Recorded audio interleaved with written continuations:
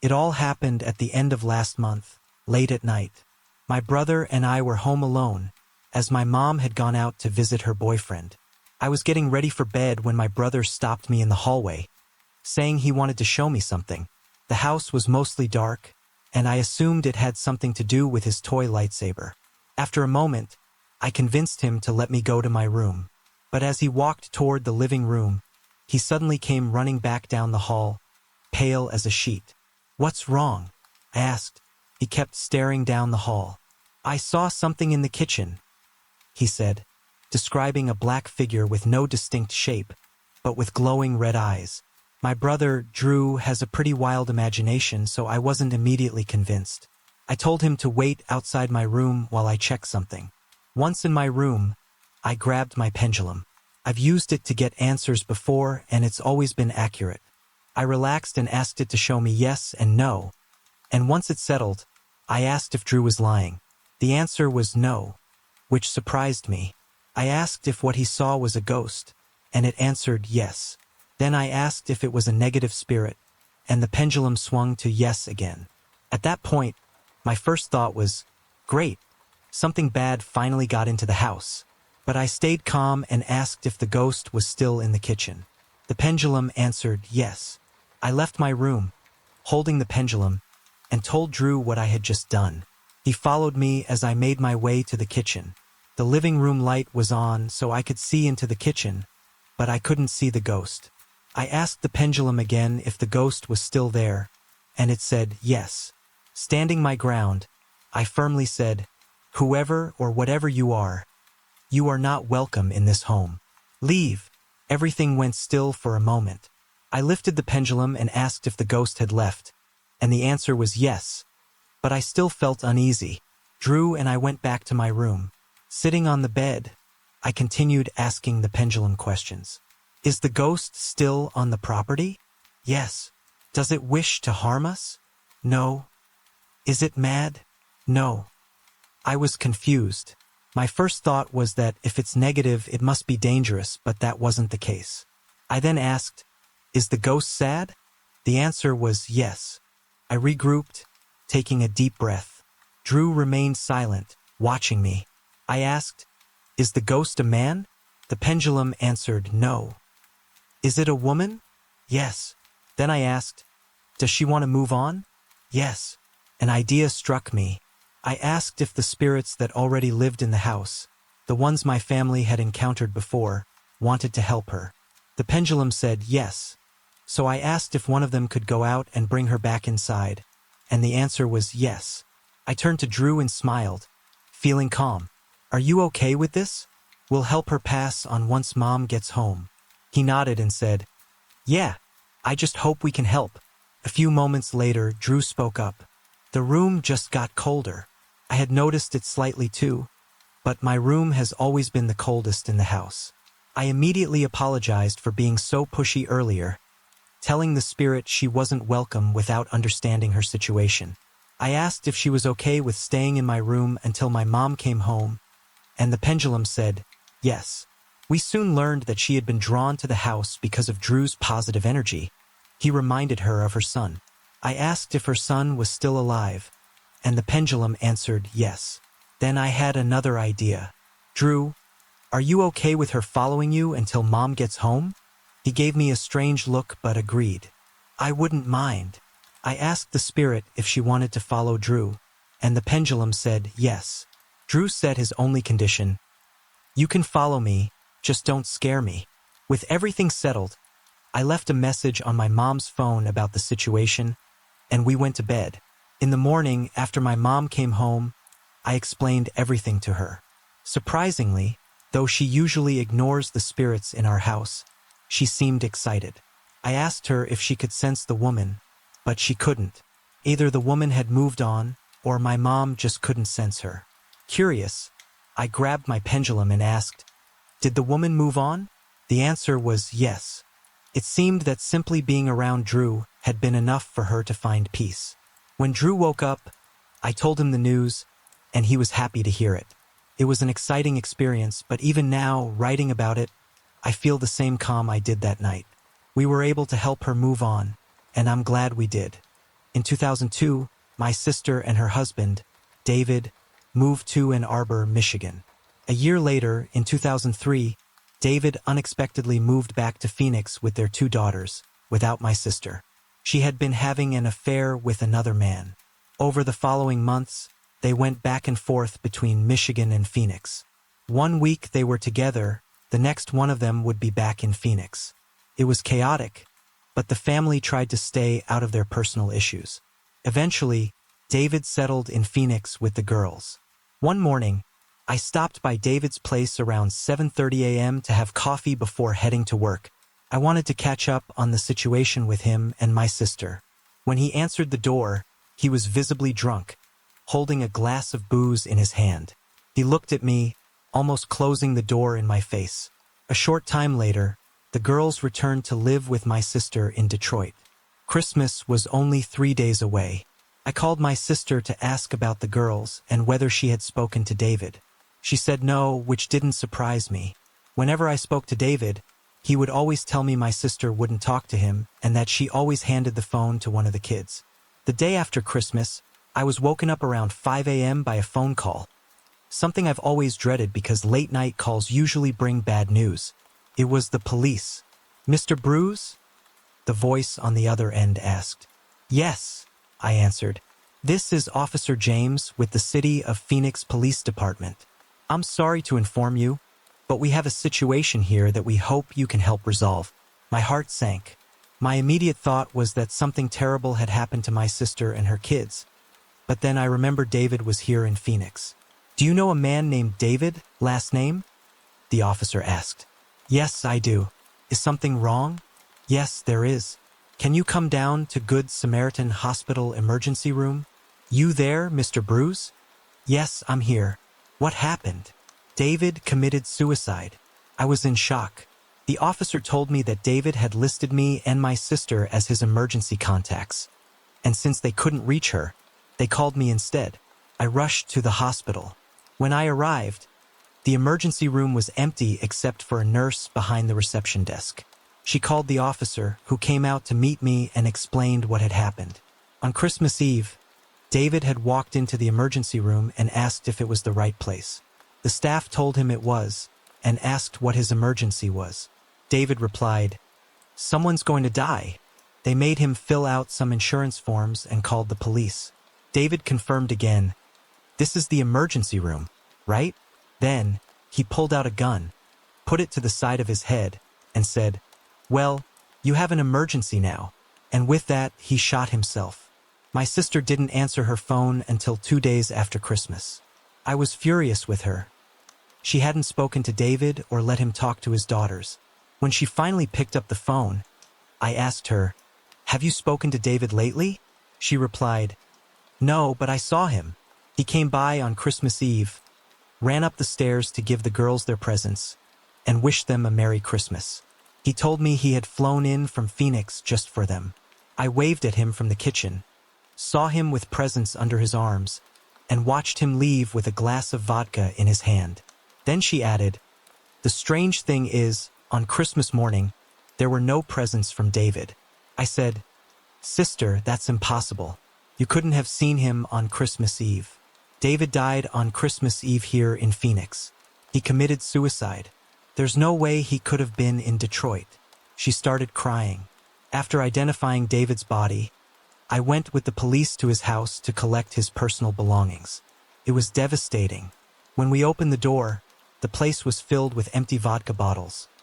Piles of them, covering the kitchen, the sink, the bathroom, and even his bedroom. But the most heartbreaking sight was in his bedroom, next to the bed where he had spent most of his time. There were more bottles of vodka, and next to them was a stack of beautifully wrapped Christmas presents, labeled from Santa, addressed to his little girls. That was too much for me. History was repeating itself. David had been an only child, and both of his parents had died in a house fire when he was 12. They had been alcoholics, and his Christian relatives had berated them for living an evil life. David had always hated those relatives. When I spoke to my sister, I told her, "Don't tell the girls their dad is dead yet. I'll send the presents from Phoenix and you can say he was too busy to send them before Christmas." You can tell them later about what happened. I didn't want to ruin their Christmas. I wonder, what would you have done? My sister ended up having a son with her lover after David's death. She passed away at 57. My family and I moved to Tucson, Arizona, for a job. Like my mother, I moved my family, my 2-year-old daughter, 1.5-year-old son, and a newborn, along with our 3 cats, to a 1-story condominium. We rented it sight unseen because of the urgent promises of employment. Due to the demand for me to start work immediately, we arrived in Tucson at 7:30 a.m., and I asked my wife to drop me off at my new job while she settled into our new home. My welcome at work wasn't exactly pleasant, but I won't go into that. At about 10 a.m., I got a call from my wife. She was upset. When she arrived at the condo, there were workers everywhere, and a man from Arizona State Environmental Services had told her we couldn't move in due to serious issues with mold and fungus. I told her to take the kids to a hotel for a few days while they finished the work on the condo. We decided to sneak the cats into the hotel room. 2 days later, my wife called and said, "All clear, we can move in." When I saw the place for the first time, as I backed up the U-Haul, I was immediately hit by an overwhelming negative energy, something I hadn't felt since childhood. Walking inside, I noticed an odd smell that I couldn't place. It was a mixture of overpowering perfume and something rotten that the fresh paint couldn't mask. It was unsettling. The worst part was the patio outside the bedroom. It was a strange sight. An old rock fountain made of desert stones sat in the corner, surrounded by dead cacti.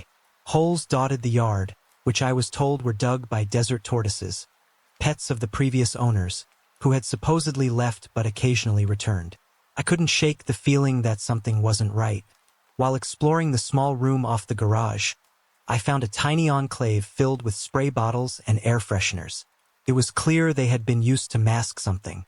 Over the next 30 days, our newborn wouldn't stop crying, and both of our older kids became so ill that my wife had to take them to the emergency room for dangerously high fevers. One by one, all but one of our cats ran away. And the smell? It only got worse.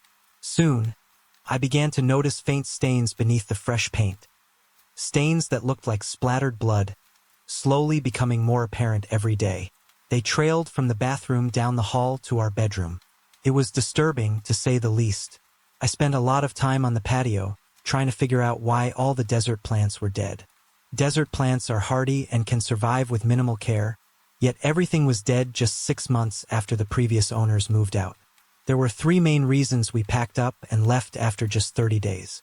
First, my kids were sick the entire time we were there. Second, my wife discovered the worst of the musty smell came from the kitchen. When we pulled the refrigerator away from the wall, we found an inch-thick layer of green fungus covering the entire wall behind it. The final straw was the landlord. He came by every other day asking to access the dead space underneath the condo, which could only be reached from inside the closet in our bedroom. Something about it didn't sit right with me. After 30 days of this nightmare, I walked out on my job, rented a U-Haul, and packed my family until midnight. By morning, we were back in Phoenix. There are many more details to this unbelievable experience. Leave it to my wife, Christina, to dig into what was really going on in that house. One evening when I got home, she told me she had spoken to our neighbor about all the issues we were having. She explained everything, the strange smells, the sickness, the overall bad feeling in the house. That's when the neighbor revealed something shocking. The people who lived there before us weren't smokers at all. This was contrary to what our landlord had said when he tried to blame the smell on cigarette smoke, explaining that was why the house had been fumigated. In fact, the neighbor went on to say that the previous tenants were actually suing the landlord in court. It was more information than we expected, but it made sense considering the state of the house. Meanwhile, the landlord continued to show up every other day, always asking my wife to step outside with the kids while he crawled under the house through the access point in our bedroom closet. What made matters worse was how sick our kids constantly were. That's when I decided to start documenting everything with pictures. This was before digital cameras, so I used a Polaroid.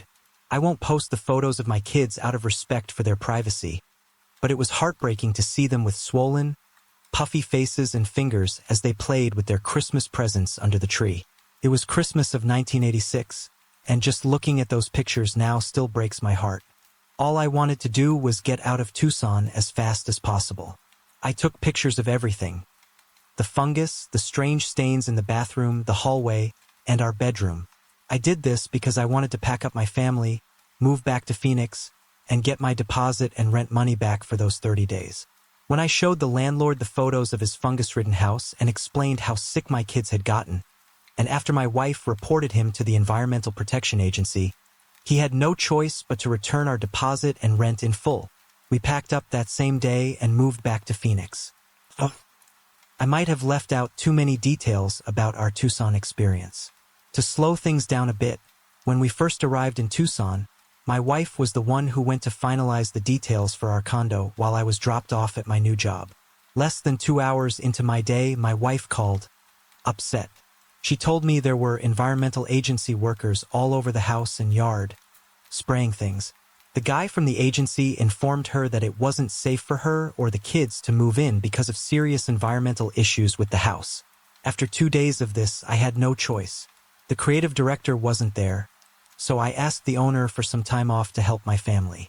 She told me, "Go, take care of your family."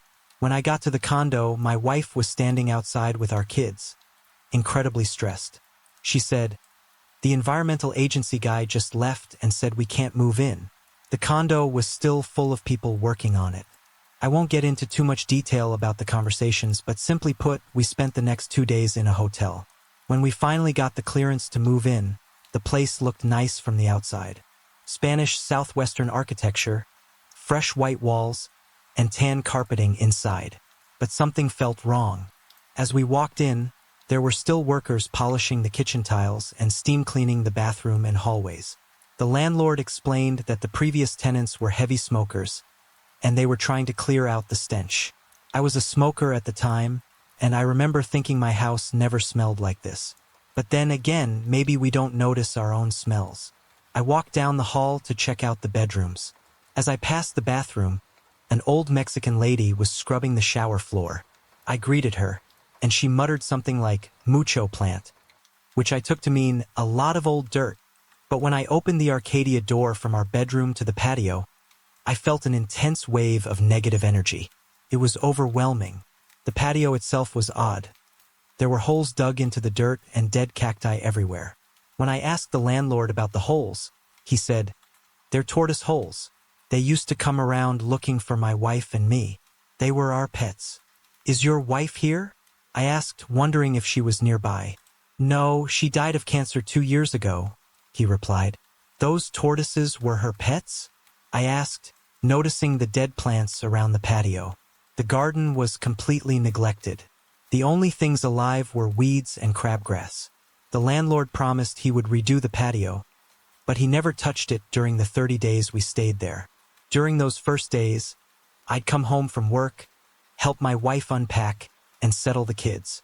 The condo itself seemed nice, but I couldn't shake that heavy feeling.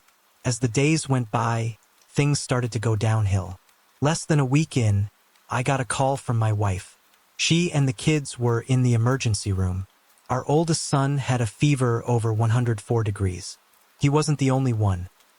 Our kids were constantly sick, and the smell in the house kept getting worse.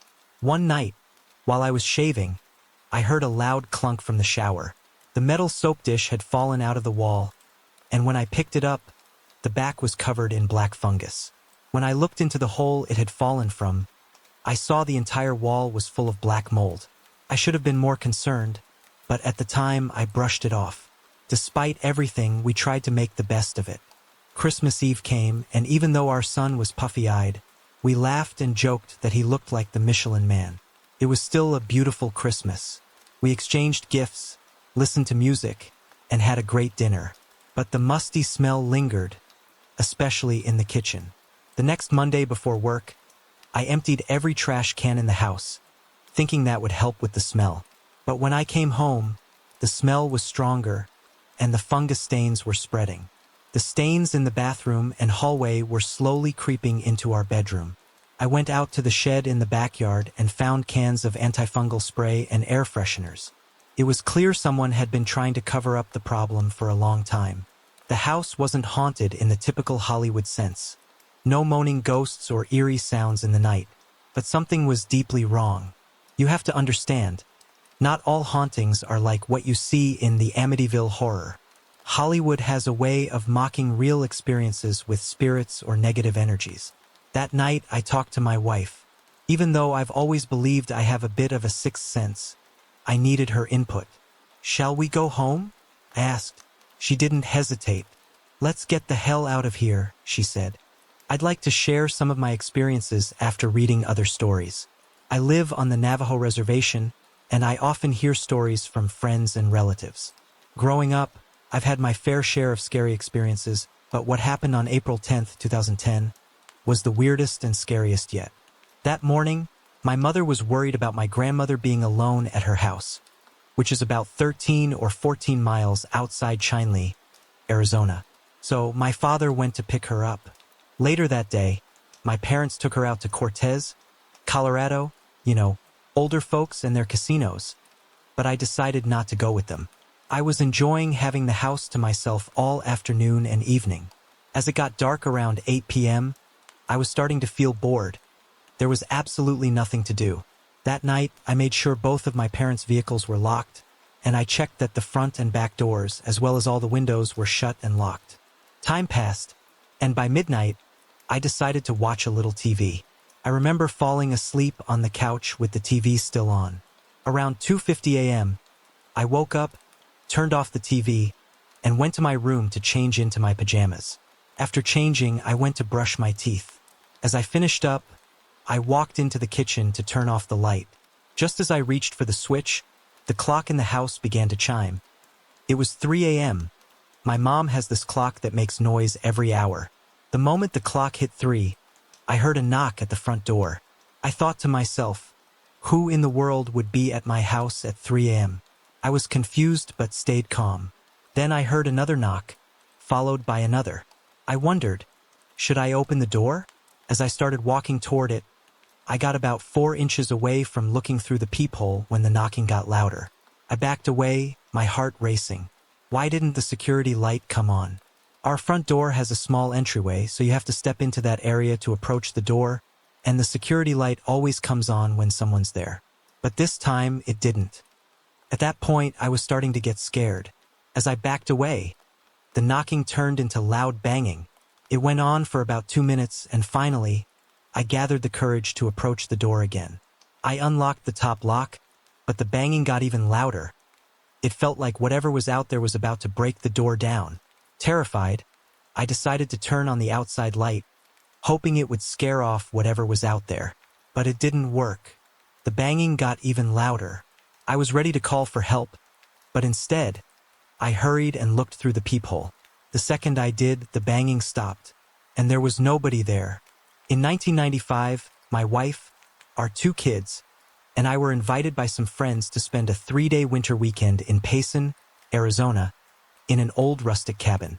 The cabin was a few miles off the main highway, nestled deep in a beautiful pine forest.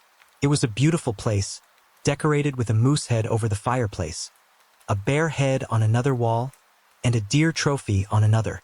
There were several other wildlife heads scattered around, along with Indian blankets and a southwestern motif throughout. I assumed our friends had decorated it, but they said no, it came like that. The cabin itself was built with pine logs, from the walls to the pitched ceiling. It had a large living room, a small kitchen, 1 master bedroom, a bunk room for kids, and a loft with a drop-down ladder. The loft was where my wife and I would sleep. Our friends had invited another couple, and unfortunately, they had arrived before us and claimed the kids' room. That meant our kids would sleep on the couch and the floor in the living room under the fireplace, while my wife and I would sleep in the loft. The loft was small, just under the pitch of the roof, with 2 thin mattresses on cheap, fold-out metal beds. That night, we all played Trivial Pursuit and stayed up late, partying until 2 in the morning. When it was time to sleep, my wife and I were handed blankets and pillows, and we climbed up into the loft. The moment I entered the loft, I felt an energy. Nothing negative, just different. The ceiling was covered in cobwebs. The woman who owned the place called up to us. "I know it's dark up there, but if you want, You can light a candle. I agreed and asked for a candle. My wife and I settled on one of the fold-out beds with the candle lit on the floor next to us. As I tried to read a book and drift off to sleep, I grew concerned that the candle might catch the cobwebs on fire, so I blew it out and tried to sleep. During the night, I kept hearing a soft sigh and whimpering. At first, I thought it was my wife having a bad dream, so I nudged her and went back to sleep. But the whimpering continued throughout the night, quiet but constant. I nudged my wife again, but she shoved my hand away. That's when I realized the sound wasn't coming from her. It was coming from the empty bed in the corner of the loft. The sound was a quiet, sad whimper, followed by the occasional sigh. It sounded like a woman's voice, soft and mournful. Mm, All night long, I heard it. Sometimes my wife would wake up and tell me to stop, thinking it was me. But the sighing and whimpering never stopped. Eventually, I fell into a fitful sleep, only to be woken by my wife nudging me, saying, "It's time to get up." The light coming through the window at the top of the loft was so incredibly bright that I thought the sun had come up. But the light wasn't the warm, golden color of morning sunlight. It was a bright, glowing white. I turned to my wife to respond, but she was fast asleep. The next morning, over coffee, I asked my wife about waking me up. She said, "Did you see that? I thought it was morning, but then the light disappeared." It wasn't morning, it was the middle of the night. I went back to sleep. "Did you see it too?" I nodded. "Yeah, I thought it was morning." Later, when our friends asked how we slept, I told them about the strange light and the crying and whimpering I'd heard all night. My wife chimed in, saying she'd heard the sighing too. That's when the woman who owned the cabin told us the story of a young native girl named White Dove. White Dove had fallen in love with a white man who built this cabin for her. But the relationship had to be kept a secret because he was already married. He couldn't give her more than an affair, and she wanted more. When he left her to return to his real family, White Dove was devastated and committed suicide in the cabin. It sounded like a typical tragic love story, but after what we experienced that night, it didn't feel like a cliché at all. I was hanging out with a hip-hop artist at our recording studio, and somehow we went from talking about music and business to discussing life, which eventually led to the supernatural and personal experiences we've had. After that conversation, we decided to drive by my old house, where I lived about 5 years ago, where this story takes place. After doing some searching on Google, I came across stories similar to mine, so I figured I'd share it here. This story has 3 parts, but I'll only cover the first one here. The second part involves a strange mountain near my house, and the third part deals with a friend's house where we captured what we think are ghost voices. For now, let's focus on part 1, the window creature. This happened when I was a senior in high school, about to graduate and head to ASU. I was 17 at the time, and now I'm 23. My friend Richard would always tell me about the weird things he experienced around his house. Shadowy figures in his room, strange noises, and creatures running around in his backyard. He'd get so freaked out that he'd grab his shotgun and flashlight, running around trying to chase these things down. One time, he even told me he woke up on his roof, completely disoriented. I never really believed him until one night, when I witnessed strange things at his house. Gates opening and closing by themselves, footsteps in the rain with no one there, and even a bullet casing mysteriously appearing in the back seat of my car. But the weirdest part came a few nights later when I was back at my own house, which was just a block away from his. I was asleep, and you know how sometimes you hear real-life sounds in your dreams? Well, I heard scratching on a window in my dream, and it kept getting louder and louder. Eventually, I woke up, and the scratching stopped. I got up, went to the kitchen for a glass of water, splashed my face, and went back to bed. As I lay there, fully awake this time, I heard it again. The scratching was real, and it was coming from my window. I started to freak out because there were no trees or bushes near my window. I turned to face the window, and I noticed my blinds swaying slightly, probably from the ceiling fan. We had security lights and video cameras around the house, but what I saw next made my blood run cold. The light flashed on, and a shadow passed by the window, slowly and deliberately. It wasn't facing me, but I could see it clearly. I froze, unsure of what to do. As I sat there trying to process it, the shadow came back.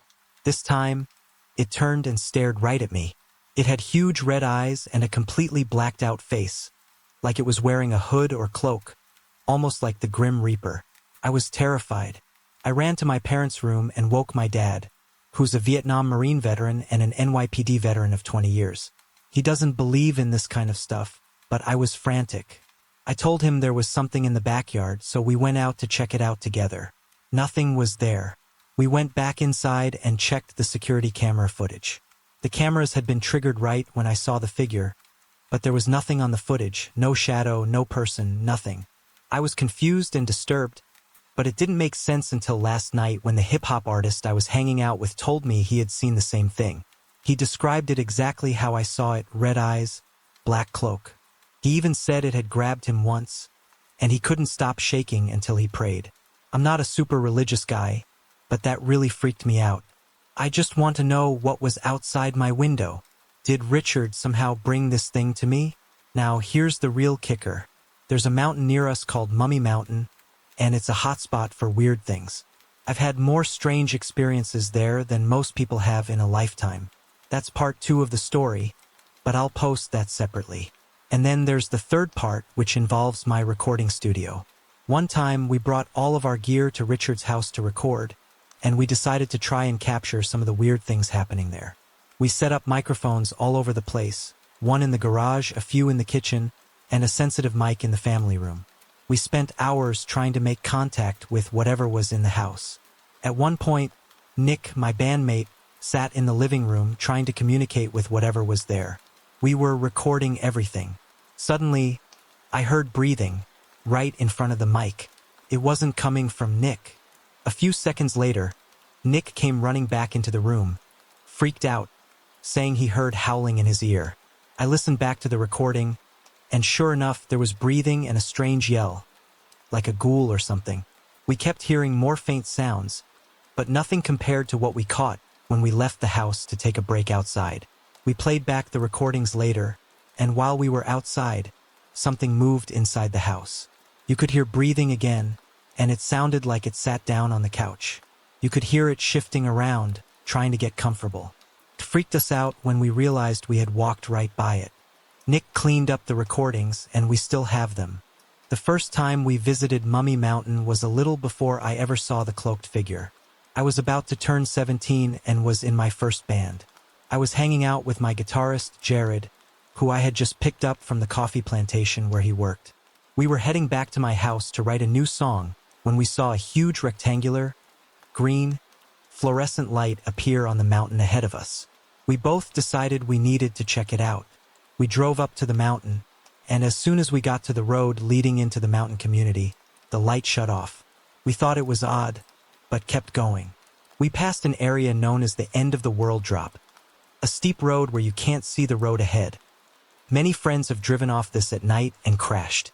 Strangely, all of my friends knew about this place, but none of them had ever ventured left at the fork in the road. Since the light had come from that direction, we decided to turn left. We followed the winding road until we reached a gate at the other side of the mountain. This was a rich community with huge million-dollar homes, nicer than my parents' mansion. Some homes were under construction, while others were already finished. The community looked new, but the call box at the gate looked like it was from the 70s. The name of the community is La Place du Summit, which you can look up on Google. Jared and I got out of the car and noticed a security guard at the gate, so we waited. We found out that the security guard leaves every night at exactly 10:30 p.m., which we thought was odd. Why would such a rich community have no security at night? We decided to hop the gate once the guard left and started hiking up the road through the community, which leads near the top of the mountain. It was dead silent under the full moon. Along the way, we passed some strange-looking generators, like something out of a spaceship. Eventually, we reached a house with a huge bright light coming from inside. Jared urged me to check it out, so I walked closer. Peering through the window, I saw what looked like a borderless TV, floating in the middle of the room. It almost seemed like another dimension, showing a sunset scene. I got an eerie feeling that something was going to pop out at me, so I ran back to Jared. Next, we came across a house with confusing statues in front of it. When we turned around, we noticed another house below us. Inside the window, there was a bright green light. This couldn't have been the light we saw earlier, as this house was in a cove that didn't overlook the city. Inside the room, we saw what looked like an operating table with a large light above it and a pendulum with a sharp blade at the end. This really freaked us out. There's a lot more that happened, so I'll quickly summarize the rest. Over the next few years, I visited this mountain about 30 times with many different people, and something strange happened every time. I even have video footage of Richard and me at night, where we captured a strange shape running at us on camera. You can't see much, but if you pay attention, you can clearly make out a man standing in the brush as we drive away. I've also visited during the day with Jared to check things out. Once, we tried getting in through the gate, but the security guard wouldn't let us, even though we made up a story about a lost dog. So, we decided to climb up the mountain from the other side.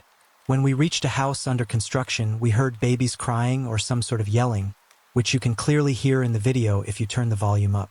Strangely, the camera died right as we entered the house. One thing that has always stood out to me is that I've only ever seen white cars in this community. A few times, these cars followed us, and we had to hide under driveways to avoid being seen. At the top of the community, there's a statue of an eagle on a chimney. When you stand under it and look across the valley toward the other mountains, it lines up perfectly with an equilateral triangle of green dots. That was odd, too. The last event I'll mention happened about a year ago. I went back with my coworker, my ex-girlfriend, and a big-time music producer named Ralph, who's produced for bands like Korn, Megadeth, and G-Unit. Ralph was skeptical the whole time and tried to scare us, but nothing strange happened until we got back to the gate. We were standing at the call box when we heard a noise coming from the bushes, like a cell phone ringing. My coworker, Hoagie, checked his phone, but it was off. He was taking pictures of the names on the call box when I started dialing random numbers. Every line was busy, except one. A woman answered the call. I asked if she had seen a dog trying to make small talk. She quickly said no and hung up. Then, the call box rang again, and this time, a man answered. I couldn't make out what he was saying, but it sounded like, "They were just here." That's when we bolted. Back at home, Hoagie checked his phone, but none of the pictures of the call box names had saved. It was strange because all the other pictures worked fine. Then, about 15 minutes later, I got a call from Ralph. He said that on his way home, a blacked-out car followed him all the way from Paradise Valley to Chandler. He had to pull into a neighborhood, turn off his car, and lay low until the car went away. Coincidence? I don't think so. There have been so many strange things that have happened on Mummy Mountain. I've seen floating orbs, strange white cars, operating tables, pendulums, and shadows moving inside houses. It's beyond explanation.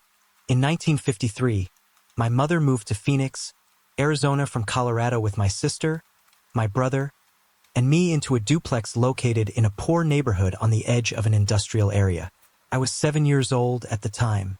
Our duplex was the third house away from the main neighborhood, separated by a dairy, some small businesses, railroads, a brewery, and a slaughterhouse called Cudahy Meats.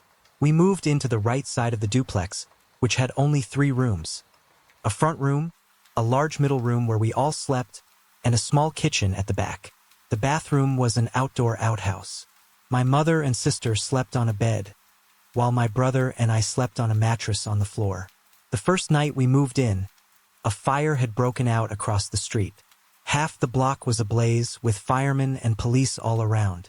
It was chaotic, but we settled in as best as we could. Our new life in Phoenix was humble. Even though we didn't have much, we made the best of our time together. The evenings were filled with good home-cooked meals, and during the day, my brother and I explored our neighborhood.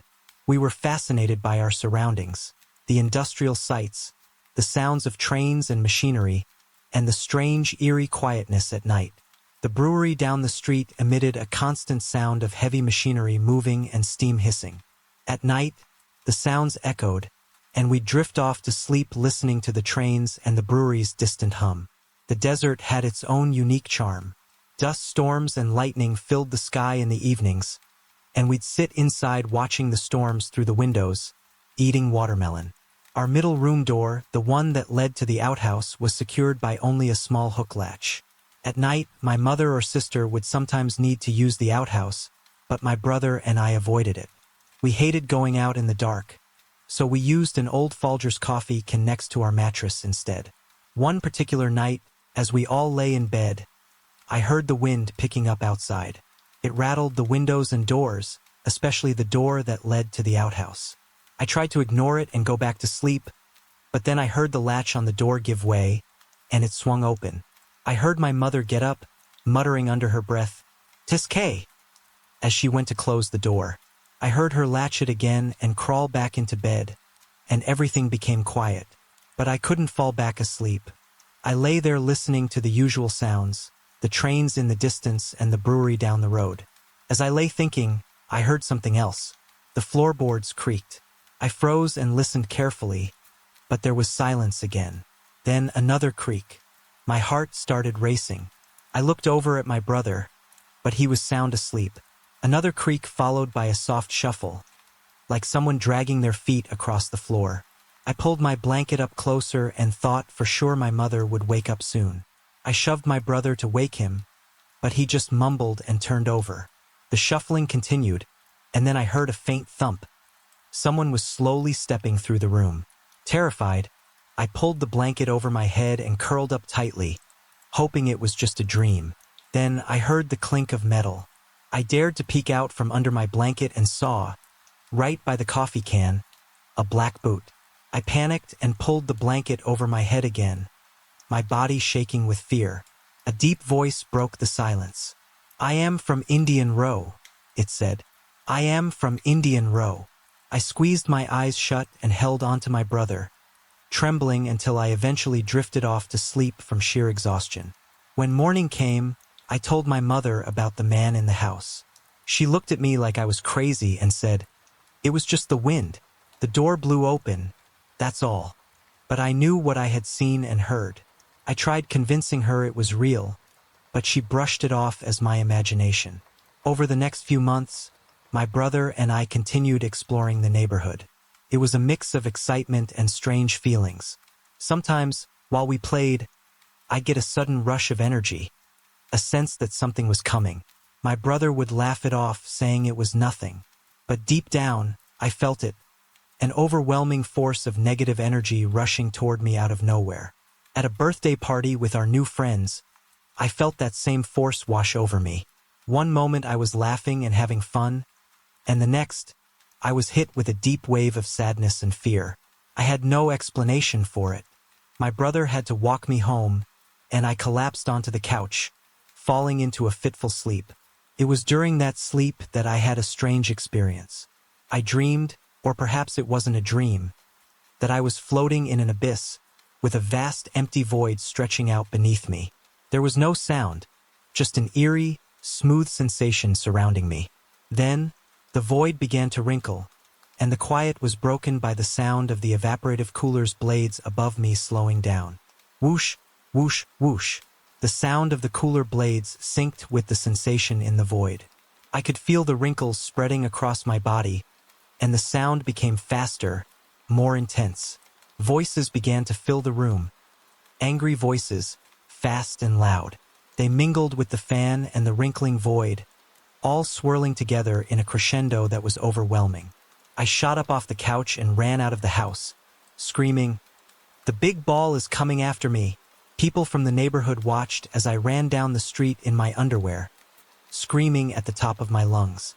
My sister and brother caught up with me and brought me back home, where they put me back on the couch.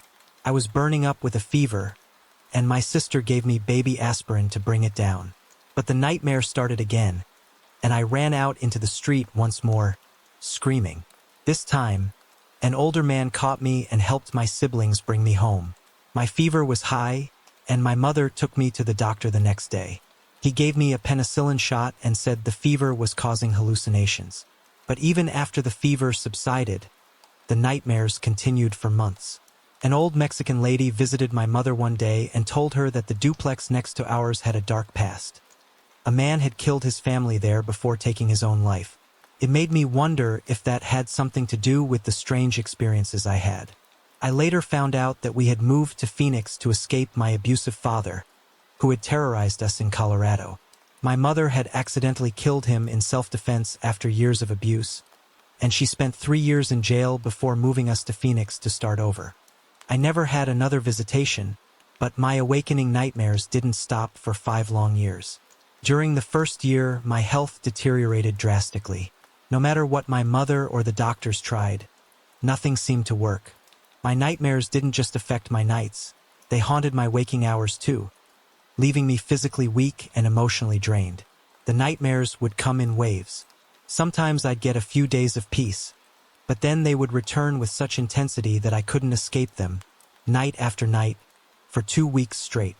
I lost so much weight that year that my mother had to put me on vitamins to slow down the deterioration. Antibiotics weren't doing anything to help. During the day, I tried to go about life as normal as possible. I would play cars with my brother in the yard, pretending to be just another kid enjoying his childhood. But there was always a shadow hanging over me, a lingering fear in the back of my mind, reminding me that night would come again. And with night came the terror I couldn't escape. I became terrified of the dark, terrified of what might be waiting for me as soon as I closed my eyes. Some nights, I would lie in bed, my heart pounding, waiting for the nightmares to come. Sometimes nothing happened, but just when I'd let my guard down, they'd come back. This cycle went on for what felt like an eternity. One day, an old Mexican bruja lady from the neighborhood named Dona Maria came by to visit my mother. Word had spread about the little boy who would run through the streets screaming at night, and Dona Maria was curious to see me for herself. She spoke mostly Spanish with only a little English, but she understood enough to talk to my mother about what was happening. She looked at me closely and told my mother that I was weak and sensitive, and that something was afflicting me. What came next was unexpected. My mother, desperate for help, allowed this woman to take me to her home. I spent the next 6 months living with Dona Maria. Every morning, afternoon, and night, she would pray with me. She taught me how to pray in both Spanish and English, teaching me the Our Father and the Hail Mary. These prayers became a routine, a daily ritual that brought me a sense of comfort. While we weren't praying, I learned Spanish from her, and she took great care of me. I was well-fed and had wonderful meals during my stay with her. During those 6 months, something miraculous happened. My nightmares stopped completely. For the first time in a long while, I felt peace. But peace, as it turned out, wasn't meant to last.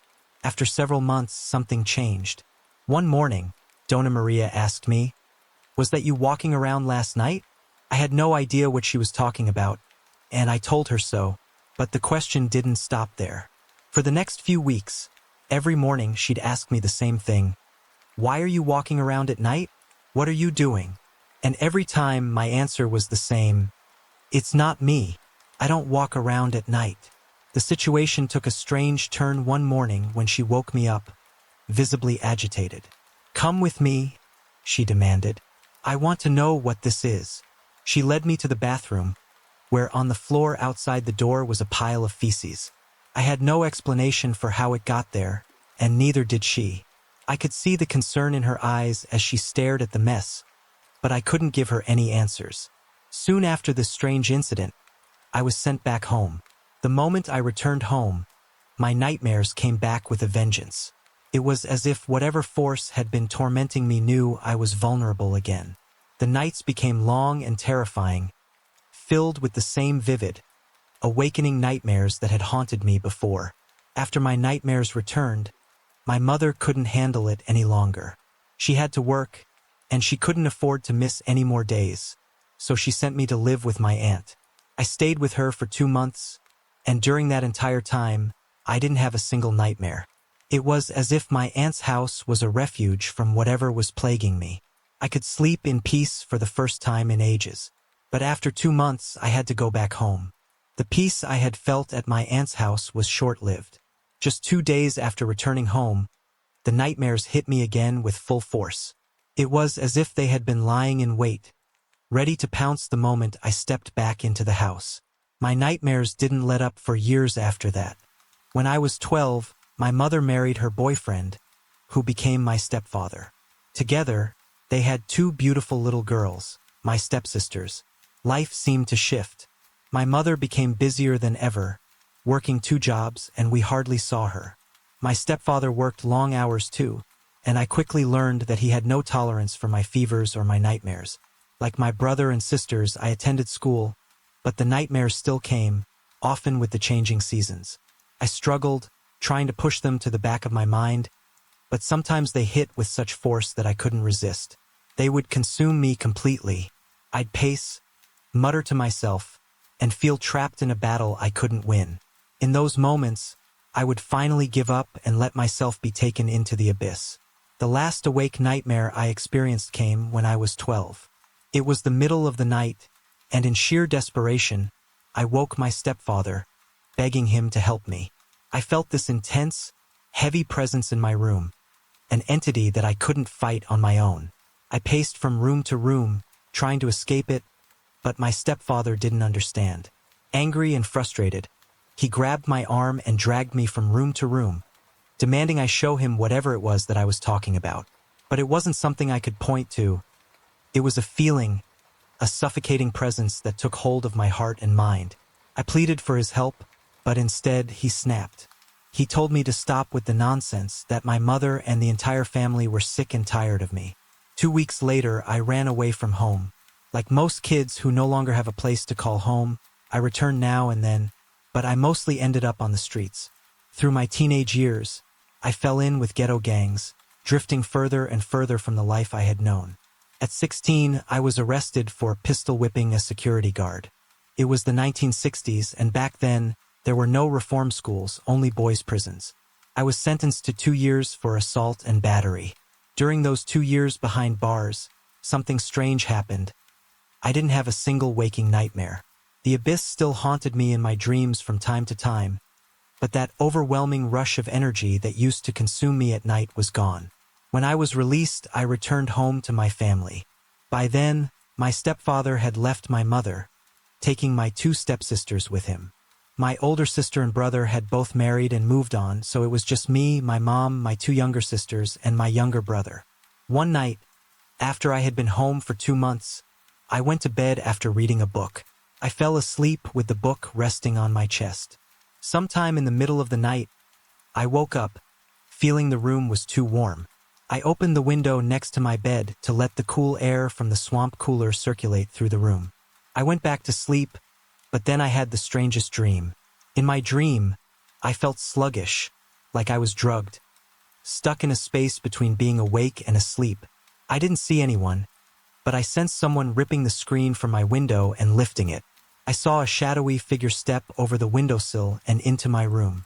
He moved slowly, his figure passing by my bed and into the hallway. I thought it was just part of my dream, and I drifted back to sleep. Then I heard a scream. I shot up in bed to see my youngest stepsister screaming in the hallway, directly across from my bedroom. Instinctively, I reached under my mattress, grabbed my .38 Llama handgun, and bolted down the hallway. I saw the shadowy figure dash out of the front door. Without thinking, I chased after him, firing my gun into the air as I ran down the street. The figure disappeared into the night. That was the last time I ever experienced a visitation. When I was 19, I met a girl and we moved in together. Her family owned a Mexican restaurant, and we lived in a small trailer behind it. I never had another waking nightmare, nor did I sense another entity again. The strange experiences that had plagued me throughout my childhood simply vanished. Now, at 63 years old, I find myself reflecting on my life, on the friends, family, and lovers that came and went, and on the experiences that shaped me. Even today, those 11 years of waking nightmares still fascinate me. I once read a quote: "He who fights with monsters should be careful lest he become a monster. And if you gaze long enough into an abyss, the abyss gazes also into you." I don't remember who wrote it, but it has always stayed with me. My story takes place nearly 2 years ago, in the spring of 2008. For quite some time, I had developed the habit of visiting cemeteries to relax, sometimes with friends and sometimes alone. Cemeteries were a peaceful place for me, somewhere I could be alone or have deep, intellectual conversations without being disturbed. I was always respectful, making sure never to disgrace a grave or cause any trouble. There was one particular cemetery I frequented regularly back in 2008, visiting 2 or 3 times a week. I usually went with a friend whom I'll call Michael. Michael and I would sit on the driveway, talking for hours about life, humanity, and various other topics. One evening, we arrived around 7 p.m. and had been there for about 10 minutes when, suddenly, I was overcome with a strong sense of panic. Without explanation, I urgently told Michael that we needed to leave right away. This was unusual, as we had always had calm, pleasant experiences at the cemetery. Michael was confused, but seeing how serious I was, we left immediately. Later, we tried to make sense of my sudden fear, but neither of us could come up with any valid explanation. The next day, strange things started happening, beginning when I got to work. For a few days, I felt as though I was being followed everywhere I went, whether to the break room, the restroom, or the lunchroom. Each time, I would turn around, fully expecting someone to be behind me, but no one ever was. Shadows appeared around me constantly for about 2 weeks. On 2 occasions, while sitting at my desk, my chair was shoved forcefully from behind, pushing me into my desk. Strangely, I was alone in my department at the time as my coworkers were at lunch. I began questioning my sanity until things escalated further. In front of my coworkers, pens, papers, and anything on my desk would suddenly fall off. People in the office started joking that I was haunted. As unsettling as it was, having witnesses made me feel somewhat reassured that I wasn't imagining things. The final straw came about 2.5 weeks after my visit to the cemetery. It was around 10:30 at night, and I was lying in bed with the lights off, texting friends. My door was open, as I usually left it for my cat to come in. I was waiting for a friend to pick me up and decided to take a quick nap before they arrived. Barely 2 minutes into my nap, I was jolted awake by my mattress shaking at the foot of my bed. It wasn't violent, but it was enough to wake me. Initially, I thought it was my cat, but I quickly realized it wasn't. I've never run out of my house faster. After that night, I knew I had to do something. Afraid to go home, I was also worried that whatever was happening might follow me. It felt silly, but in desperation, I spoke out loud, asking whatever was haunting me to leave me alone. I explained that I hadn't meant any harm or disrespect by entering the cemetery. Miraculously, it worked. Since that night, I haven't had any further experiences. I learned an important lesson from this experience. Sometimes hanging out in places that are spiritually active, like cemeteries, can lead to unintended consequences. This is my first time sharing a story here, and after reading the fascinating experiences, I felt inspired to tell one of my own. I'm 24 years old now, and for the past 16 years, I've had some interesting, and at times frightening paranormal experiences. When I was younger, I occasionally saw what I can only describe as ghosts in a house where I lived for about 9 years. These sightings only happened about 4 times, with 2 of them being the same ghost. These weren't your typical transparent apparitions. They looked so real that I even tried reaching out to grab one. Although I haven't seen anything like that in the last 11 years, I've always had a strong sense of when a place had an odd or eerie energy. And it often turned out that those places were haunted. Now, I'll get into the actual story. This particular experience happened almost 3 years ago in Arizona. I had been spending time with a friend I had recently met, and we decided to go back to his grandmother's house, where he lived, to listen to some music and relax. The moment I walked into the house, I was hit with an overwhelming urge to run into the kitchen. I felt an unusual surge of happiness and comfort, which was strange. Even when my friend asked me to help pick out some music, I felt an odd pull to stay in the kitchen. I eventually helped him with the music but quickly returned to the kitchen right after. Within a minute, I sensed 2 distinct presences, a man and a woman. Without thinking, I asked my friend, "Who is Paul?" I started telling him all sorts of things about this Paul, as if the information was being given to me by the man's presence. My friend went pale, literally. He explained that Paul was his grandfather's name and that he had passed away in this very room only a few months before. His grandmother had even mentioned that she often felt Paul's presence in the house. There was no way I could have known any of this, as I had just recently met my friend, and it's not exactly the kind of thing people casually mention. We continued talking and hanging out, but after a while, I sensed the female presence had left. Then things became even stranger. I started feeling like Paul could read my thoughts, as if he was somehow entering my mind. I know that sounds far-fetched, but I can only describe it as though he was invading my brain. It became increasingly uncomfortable, and I started getting worried, wanting to leave the room. We eventually left the house, and as soon as we did, that odd sensation went away. I'm only 17, but I've experienced quite a lot of paranormal activity. At first, it wasn't anything too serious, just a few things that went bump in the night. Nothing too big, you know? But everything changed last year in 2009 when things started getting scary. At the beginning of the year, I experienced what they call sleep paralysis, or at least that's the name given to it. As a Christian, I believe in demons, angels, God, the devil, and all things spiritual. So, when sleep paralysis first happened to me, I was pretty freaked out. I'd heard family members talk about the feeling of being held down during sleep, and it scared me, especially since I have cousins who had experienced demonic possession. I always thought it would never happen to me, but I was so wrong. My experience was similar to a lot of the stories I've read.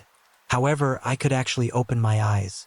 I tried calling out to my younger sister, who shares a room with me, but nothing came out. I tried to move, but again I couldn't.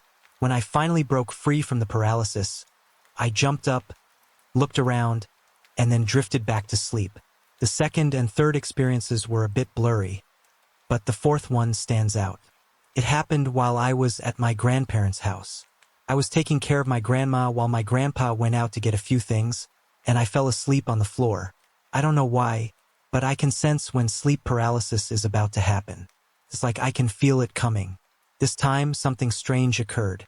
I felt a weird sensation, like a pleasurable feeling around my lower back area, but then it suddenly stopped. I opened my eyes and saw something black leaning over me, as if it was sitting on my back. It looked at me briefly and then quickly pulled away. As soon as it released me, I woke up. I was scared but too tired to overthink it, so I went back to sleep. November 28th, 2009, is a day I'll never forget. I lost a very good friend, and I'm still struggling to get over it. A few weeks after that, I was lying in my room, deep in thought, when I suddenly saw something flash past my mirror. I quickly looked around, thinking it might be one of my cousins playing a prank, but no one was there. I shrugged it off and went back to thinking. As I stared at the wall in front of my bed, I saw something strange.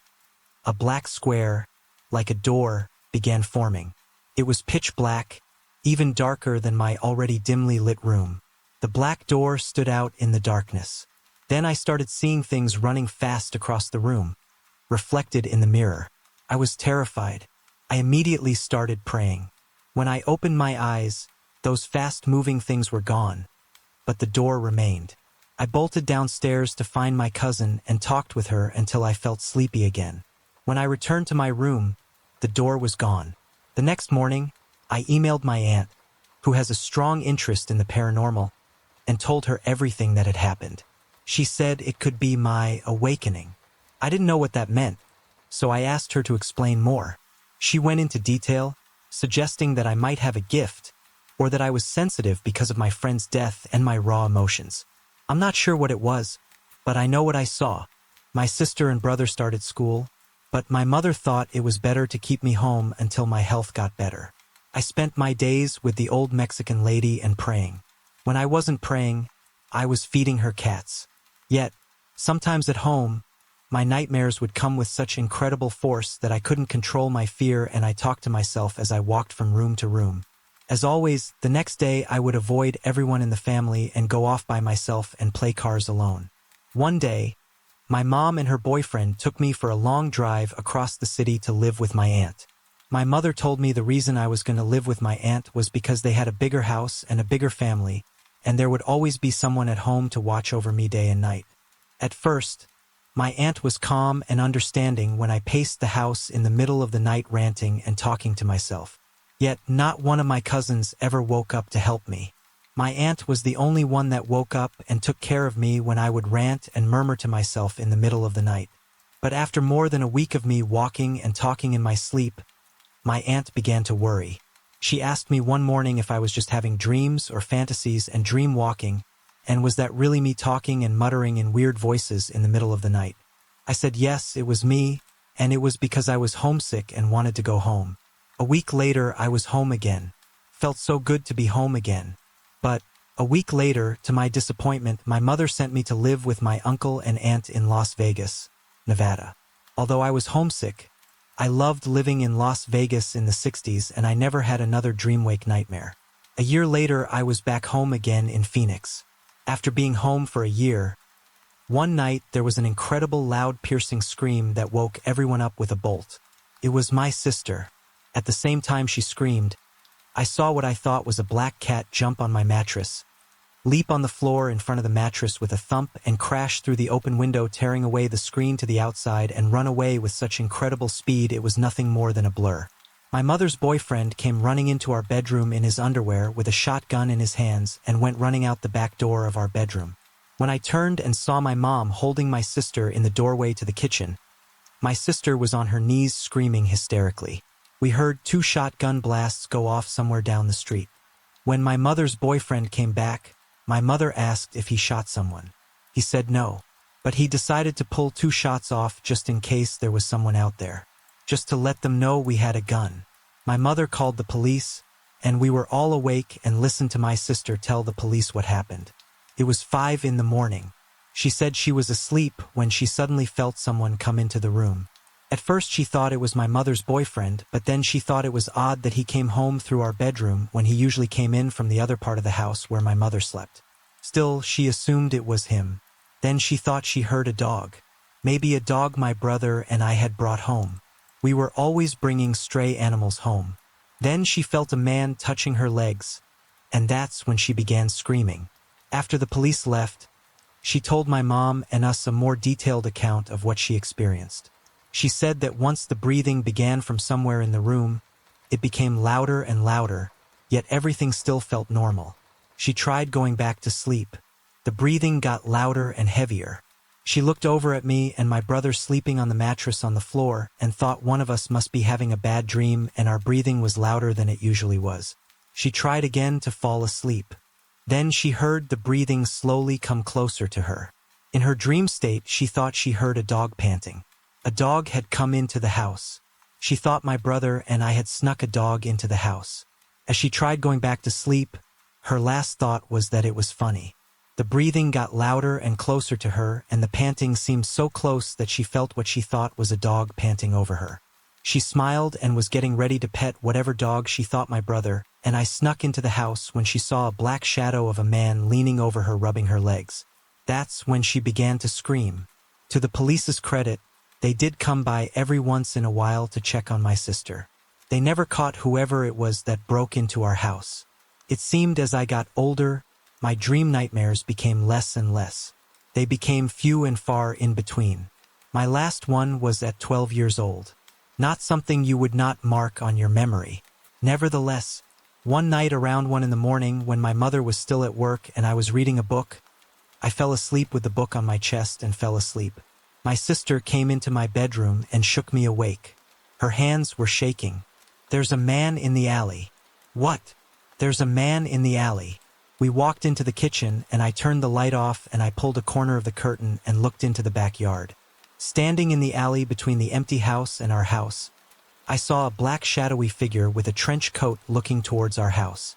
I went into my bedroom and took out a .38 Llama pistol I kept under my mattress and walked back into the kitchen and pulled the curtain aside. There was no one there in the alley. Yet even with my gun, I was afraid to go out looking for him. I slept in the front room on the floor in front of my sister's bedroom with my pistol. I was staying at my dad's house, the creepy one where I grew up, with the portal in the back bedroom. It was October 29th, and I was sleeping in the spare room. That night, I had a strange dream about a Native American man standing by the door near the light switches, repeatedly telling me to leave. Suddenly, I started getting flashes of a little African American girl, about 10 years old. She was wearing a pink and white striped shirt, jean shorts, and had pink hair ties in her pigtails. I kept hearing the word Emerissa over and over, and then I had a vivid image of her forearm up close to my face, showing a large, infected lesion. I was focused on the girl for a moment, but then my attention shifted back to the native man, who was now dressed in a loincloth. In the dream, I leapt out of bed and ran toward the door, desperate to escape. But just as I opened the door, I realized I shouldn't run. I slammed the door shut and began attacking the wall where the man had been standing. I was punching and kicking the wall, but only making contact with the flat surface. He wasn't there. Suddenly, I was pushed backward, and as I flew, the wall grabbed onto my robe. It was as if my robe was stuck to the wall, pulling me back. I couldn't see him, just the flat surface holding on. I stood up and tugged at my robe, trying to free myself, only to have different sections like my sleeve get stuck again. If anyone had seen me, they'd probably think I looked like a lunatic. Then I woke up.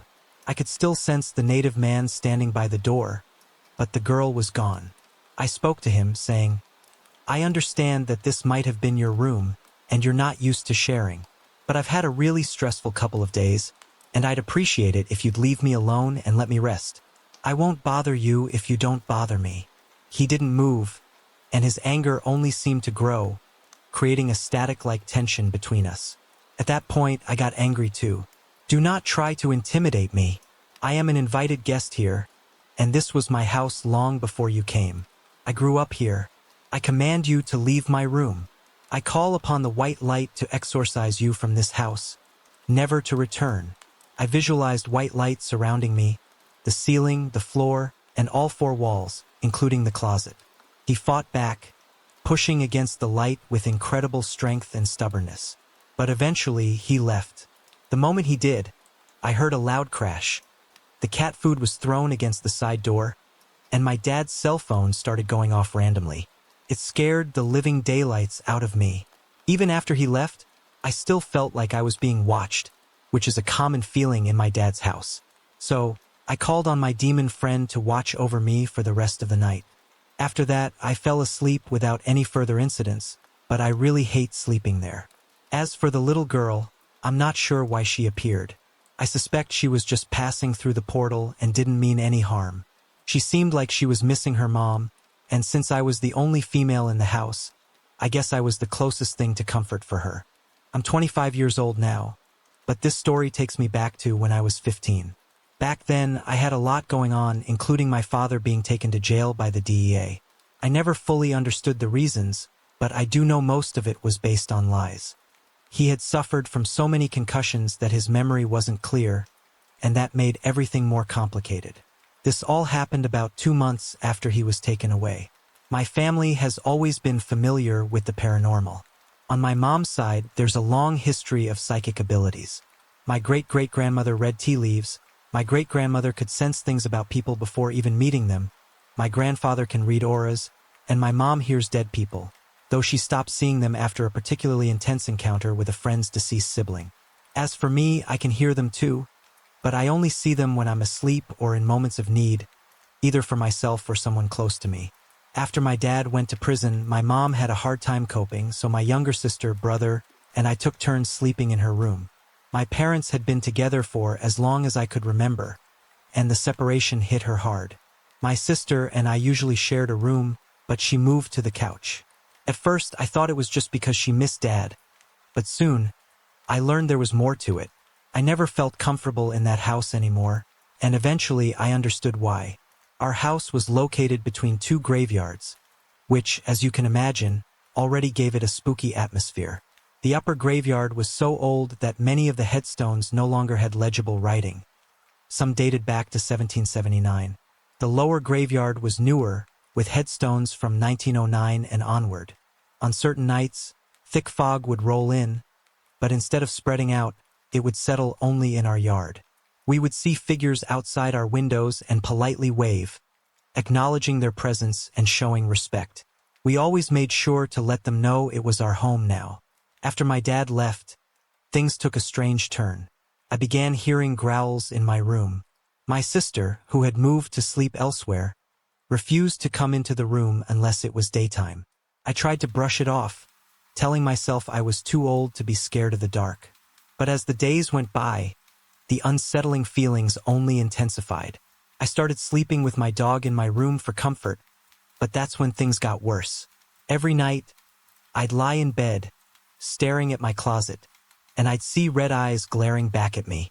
A primal growl, so deep it shook me to my core, would fill the room. My dog would either growl in fear or hide under the covers with me. This went on for months. I became depressed, eventually resorting to self-harm. My mom discovered this 2 years later and banned anything sharp from my room. But even without sharp objects, the growling escalated. It began speaking low growls turning into screams telling me to get out. One night it went too far. I watched in horror as my necklace, a big chain ball necklace, floated out of the closet and began striking my dog. Terrified and desperate, I screamed for it to stop, shouting, "You will not hurt my dog. This is my room. Leave." But instead of scaring it away, I only made it angrier. The next morning, I woke up to find a steak knife stabbed into my headboard, with another in my dresser drawer. Horrified, I called for my mom. After a long lecture about not having sharp objects in my room, I swore to her I hadn't put them there. She could tell I was telling the truth. I finally told her everything, and she was furious that I hadn't come to her sooner. My mom smudged the room with sage, and for a month, things seemed to calm down. But before long, the disturbances returned. This time, I didn't wait. I ran straight to my mom, and she called my aunt to come and bless the room. After that, the entity was finally gone. Even though the room was cleared, I couldn't bring myself to sleep there anymore, so I moved across the hall. Despite everything, I'm grateful for the experience. It's shaped me and made me feel connected to my family's history with the paranormal. I know I'm not alone in these encounters, and I'm happy to share my story with others who understand.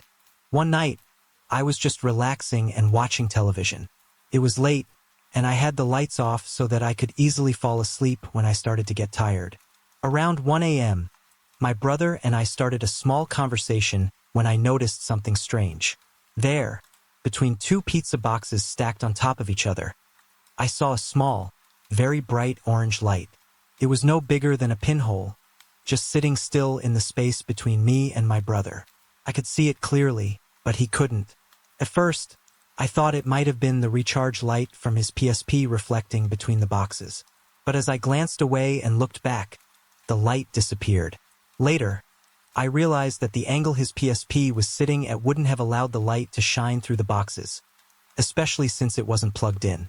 The strangest part was that even though the light was incredibly bright, it didn't illuminate anything around it. About 20 minutes later, my brother saw the same pinpoint of orange light, this time on the wall behind me. We both found it odd that we were seeing the exact same thing. Later that evening, we saw it again, this time falling from the ceiling and dropping into the floor incredibly fast. A month after this happened, we saw the orange light once more, but this time, it was accompanied by a sickening, dark presence. A feeling of evil, for lack of a better word. This made me especially nervous because, a few months earlier, I had discovered a Ouija board in the hall closet outside my room. It belonged to one of my roommates. I immediately asked him to remove it because just the sight of it made me uncomfortable. A few days after the board was removed, strange things started happening. I heard doors slamming around the apartment, and one afternoon, I saw a dark shadowy figure standing outside my window, looking in at me, in broad daylight. That image was burned into my mind. I didn't feel that dark presence again until the second time the orange light appeared. During the second encounter with the light, I had a friend over, someone who knew nothing about my previous experience with the shadow figure. He felt the presence too, describing the same feeling I had during that first encounter. The air in the room became stagnant and hot. Even with the air conditioning running, there was no airflow, no escape from the oppressive feeling. I grew up in a small town west of Phoenix. It was a farming community with no more than 1,500 people in total. My father volunteered as an officer with the local police force, and he would go out on patrol once or twice a week. Often, My mother would take me and spend the night at my grandmother's house so she wouldn't be alone. My grandmother's house was very small, around 600 square feet, but it had a large yard, which will come into play shortly. The yard was completely fenced off from the street by a waist-high picket fence. To reach the front door, you entered the gate next to the driveway and walked about 30 feet up to the porch. This walkway was in plain view from the front door. One night, my father was out on patrol. My mother and I were staying at my grandparents' house, sleeping in the front room. Around 2 or 3 a.m., there was a knock at the front door. My grandmother had been up with me, and my mother was asleep on the couch. The knock woke my mother. Both she and my grandmother assumed it was my father, even though he wasn't expected back for a few more hours. Keep in mind, this was a small town where crime wasn't much of an issue. So, when they heard the knock, my grandmother went straight to the door while my mother started gathering our things to head home. But when my grandmother opened the door, it wasn't my father. Standing there was a woman with light hair, green eyes — my grandmother always remembered her eyes vividly — and a fur coat the same color as her hair. My mother, who was behind my grandmother, saw the woman too and confirmed these details. My grandmother asked, "Can I help you?" The woman responded, "Can I come sit by your fire?" Something about the woman unnerved my grandmother, who wasn't easily scared. Without thinking, she replied, "Hell no," and slammed the door in the woman's face. My grandmother said she never understood why she reacted so strongly. Immediately, she opened the door again to apologize, and my mother rushed to the window next to the door to get another look. But the woman was gone. It couldn't have been more than a second or two between slamming the door and opening it again. Yet the woman had vanished. They both went out into the yard and looked up and down the street, but there was no sign of her. They stayed awake for the next few hours until my father arrived, trying to make sense of what had happened. The next day, they asked the neighbors if anyone else had heard a knock on their door, but no one had. Another strange detail was the neighborhood itself. My grandmother lived in a quiet area off the main road, and she had been there for over 30 years. She knew everyone on the street and in the town, but neither she nor my mother recognized this woman. The highway, Buckeye Road, was more than a mile away, and there were several neighborhoods and gas stations between it and my grandmother's house. It seemed unlikely that a lost traveler would end up at her doorstep. Even more puzzling, how did the woman disappear so quickly without a trace? I don't know who or what that woman was. I don't know what she wanted. Aside from sitting by a non-existent fire, my grandmother didn't even have a fireplace. But I do know that this actually happened. When I was in my 3rd year of college, I befriended a guy named Mike who was an archaeology major. Over Christmas break, Mike and I came down to the valley from Flagstaff to work on a construction project with my father. One day it was raining pretty hard, so we couldn't work. Mike suggested we head to one of the Indian reservations near Phoenix to look for pottery shards and other artifacts. I didn't know better at the time, so I agreed. I had never done that before, and I was interested in checking it out. We drove east on I-10 past the Gila River Bridge and turned west onto a road that took us past the Gila Indian Cultural Center. We went a mile or so further, and Mike told me to pull over. We got out and started looking. I didn't know what I was supposed to be looking for, so Mike bent down, picked up a small broken piece of pottery right by my feet, and said, "This." He then showed me how to spot artifacts. I remember him specifically teaching me how to dig through the tailings of animal burrows because sometimes animals dug up ancient items. Following his advice, we found numerous pottery shards, broken shell bracelets, beads, and other items. We gathered so many artifacts that our pockets were overflowing. We decided to take what we had found back to my truck and then come back to search some more. As I was filling my pockets and turning to head back to the truck, something caught my eye. About 10 to 15 yards away, in a small clearing, I saw a large pot and a small flat basket sitting on a grass mat. Excited, Mike and I quickly hurried back to my truck, dropped off the artifacts, and rushed back to the spot where we had seen the pot. But when we arrived, it was gone. The clearing was still there, but the pot and basket had vanished. Mike and I looked around, walked back and forth through the area, and finally, I asked, "You saw that, right?" He nodded. Where did it go? I asked. Mike stood there for a moment, scanning the area, and then turned to me and said, "They're messing with us." I was confused. "Who?" I asked. "The Indians," Mike replied. I looked around. "Mike, there's no one here. Where did it go?" He shook his head. "Not someone. The Indian spirits." I thought that sounded ridiculous and told him so. But Mike just shrugged and said, "It doesn't matter what you think. You saw the pot, I saw the pot, and now it's gone. The spirits wanted us to see it, and then they took it away to spook us. It happens all the time out here." He went on to explain that this kind of thing was common during digs in the desert. Objects would move, disappear, and sometimes you'd hear voices. He said archaeologists don't usually talk about it, but it happens surprisingly often. At that point, I was creeped out. I couldn't make sense of what had happened. We wandered around a few more minutes in the rain, and then we drove home. We never really talked about it again because there was no way to explain it. I've grown up around things of spiritual and paranormal nature. My father, earlier in his life, was deeply into metaphysical healing, tarot readings, and other similar practices. Maybe this exposure has made me more open to these types of experiences. I'm not entirely sure. I've often wondered if my brief encounter with a Ouija board could have opened a door to the strange occurrences that happen to me now. But again, I don't know. Perhaps someone with more insight could help shed light on my situation. For the past few years, I've had several encounters with paranormal figures, though I'm usually reluctant to talk about them out of fear of being misunderstood. However, there's one particular figure that has returned time and again, often in unexpected moments. It's a black figure, and by its essence, it feels male to me.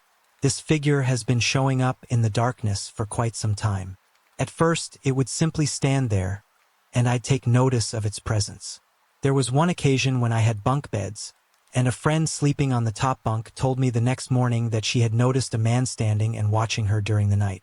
I only ever saw the outline, never the details of the figure, but the fact that she sensed its male presence left me unsettled. There have been a few instances where I'd wake up in the middle of the night and immediately feel something approaching. The sensation would start with my legs, and I'd feel pressure, as if something were holding them down. Sometimes it would wrap its hands around my ankles, while other times it would pick up my legs and move them. In those early encounters, I was always unable to move or speak. The two most recent encounters with this same figure have happened within the past year. In one instance, I was lying in bed, about to fall asleep, when I felt the figure's presence behind me. I could feel pressure on my cheek, almost like a hand pressing down. Normally, I'd feel terrified or nervous when it was around, but this encounter was surprisingly calm. The most recent encounter took place in November at a friend's house. This was the first time something like this has followed me out of my bedroom, at least to my knowledge. My friend and I had both fallen asleep on her living room couches. Before drifting off, I sensed the figure standing in the shadows of the lower-level bar area, just watching me. For context, her house has an open layout, with the living room, kitchen, and bar area connected by two small steps. I woke up in the middle of the night with a feeling of something lying on my legs, trying to reach up and grab my arms, as if it wanted to fully pin me down. Unlike previous encounters where I couldn't move or speak, this time I was able to struggle and call out my friend's name, and then it went away. The next morning, I told my friend what had happened. She said she had sensed something in the house too and remembered hearing my voice, but she had been too deep in sleep to fully respond. Aside from talking to my father about these experiences, I've only ever told that friend about the figure. I've never been entirely sure what it is. Is it just toying with me, and my fear is an overreaction? Or could it be something much darker? About 3 years ago, my best friend Monique called me one night in October and asked me to come over to her grandparents' house, where she used to live. It was just a couple of blocks away from my place, so I walked there at night. When I arrived, we started drinking a few beers. Then, Monique's older sister came out and sat with us on the porch. They started talking about a seance they had done with their cousin at his trailer, and how freaked out they had been that night. After discussing it for a while, Monique's sister pulled out her phone and told me about some recordings they had captured. On the phone, there were 4 or 5 recordings from that night right after the seance. Monique had just gotten home when her cousin Jessie called, freaking out, crying and saying, "Monique, help me. He's not leaving me alone. He's right next to me. I can't see him, but I can feel him beside me."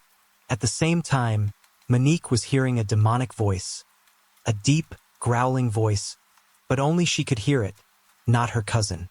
One of the most disturbing recordings was Monique saying, "Leave him alone. Get away from him." And a deep, growling voice answering back with a drawn-out, "Oh." It was terrifying, especially since you could still hear her cousin panicking in the background. When I heard it, I almost lost it. No one believes us when we talk about it. They think the recording was made up. But it wasn't. It's real. A few days later, I went back to her grandma's house. Monique invited me over to watch a new TV show called Paranormal Lab, but the whole time we both felt the strange uneasiness that we couldn't explain. We ended up going to her bedroom, closing the door, and watching the show there. Then Monique got a call from one of her friends and stepped outside to meet them. I was alone and feeling really uneasy, so I moved to the living room. Out of nowhere, she started yelling, "Hey, that's not funny. Open the door. Why did you lock it?" Confused, I replied, "What are you talking about? I haven't even touched the door." When I went to open it, the latch was fully turned, locking the door from the inside. I was the only one inside at the time. We heard strange noises on the roof after that, and both of us freaked out, so we went outside to wait for her friend to arrive. About a week later, Paranormal Activity came out in theaters, and Monique and I went to see it. Afterward, we went to her cousin's trailer, and Monique decided it would be a great time to do another seance. I wanted no part of it, but Monique and her cousin went ahead anyway. We sat around the kitchen table, Monique, her 2 cousins, and me, while her sister was with her kids in the living room. Monique and her cousin began the seance by lighting a candle, turning off the lights, and starting the ritual. I was praying the entire time. As they spoke, the candle would dim and then light up again, growing brighter and dimmer. I was freaking out. When they finished and turned the lights on, all hell broke loose. Both Monique and her cousin started crying uncontrollably. They jumped out of their chairs, running back and forth, shouting, "Get away from me! Leave us alone!" Her cousin insisted they needed to read the same lines they had recited earlier to close the seance and send the spirit away. But Monique refused. She was hysterical. Her cousin managed to read the lines by himself and calm down, but Monique was still crying uncontrollably. Her sister got up to try and calm her down, and I grabbed a bottle of holy water they had, throwing it around her and at her. After a while, she finally calmed down. I went home that night, praying and shaken from what I had just witnessed. A few days later, Monique told me she was still seeing things, but thank God, she's doing much better now.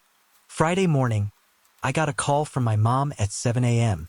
Now, my mom knows the time difference between us and never calls this early unless it's an emergency. My heart sank as I answered the phone. She was crying and told me that my uncle had to be rushed to the ER due to severe stomach pain. At first, I was confused, thinking, okay, why the urgency? Then she explained that he had just come back from an MRI, and the doctors discovered that his colon had ruptured. Took me a moment to process. I was half asleep. I had only been asleep for a few hours, after all. When it finally sank in, I asked her to clarify. She said, "His abdomen is flooded with pus and abscesses, and the doctors don't think he'll make it." That hit hard because my uncle is my favorite, but oddly enough, I felt completely calm. Normally, I'm the one in the family who breaks down in situations like this. I panic, cry, and feel like the world is crumbling.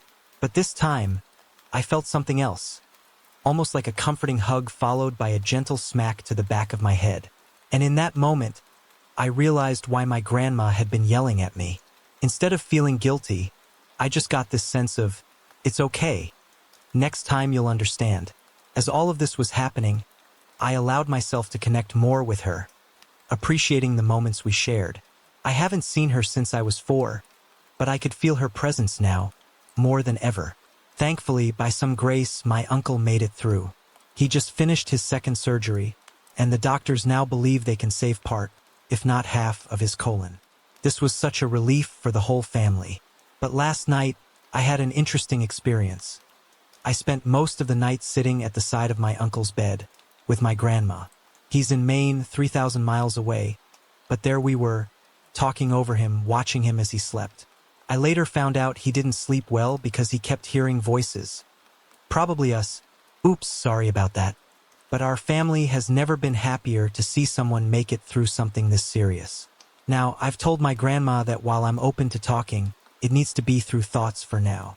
And since then, we've been communicating, and I feel more at peace, calmer than I've felt in a long time. I was born in Phoenix and lived there until I was about 8. We lived in a big house with a grapefruit orchard in the back, a main floor, and an upper level. The upper level had a landing that jutted out over the kitchen, where we had our TV and a daybed. During that time, I was often sick, and at one point I was dealing with a stomach flu that lasted about 2 months. My mom had just given birth to my younger brother, and this all happened around the time of the 9/11 attacks on the World Trade Center.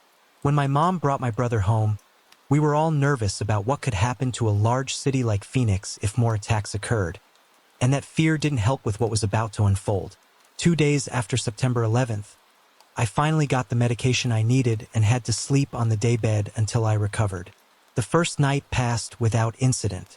I woke up the next day feeling nauseous, spent the day watching Thundercats, playing with my Barbie, and struggling to hold down any food. Just typical kid illness stuff.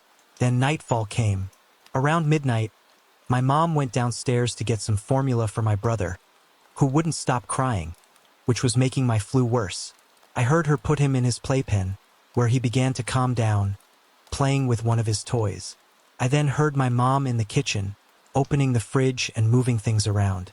Suddenly, I heard the bottle drop, followed by a blood-curdling scream that erupted from the kitchen. My father, hearing the scream, jumped out of bed and ran downstairs while I crawled over to the ledge to see what was happening. Just before my dad got there, I saw a blonde woman in an oversized white shirt and socks, standing in the kitchen, staring at my brother and screaming at the top of her lungs. My brother, frightened, screamed and began to cry.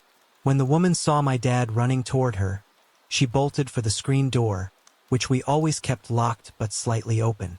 She didn't open it. She ran right through it and vanished. My dad stopped in his tracks, and my mom quickly picked up my brother and rushed back upstairs to check on me. A month went by without any further incidents, and I was starting to feel better. I was sleeping in my own room again, which was connected to my parents' room by a Jack and Jill bathroom. One night, I was sitting with my mom in her room, watching a movie. It was dark, my brother was asleep, and my dad was at work. Suddenly, the glass doors that opened onto the patio outside my parents' room slammed open, shattering one of the panes. It was raining and windy that night, but it wasn't windy enough to cause that kind of force. And then we heard the wailing again. I ran to the window and looked outside, only to see the same blonde woman standing under the patio, screaming.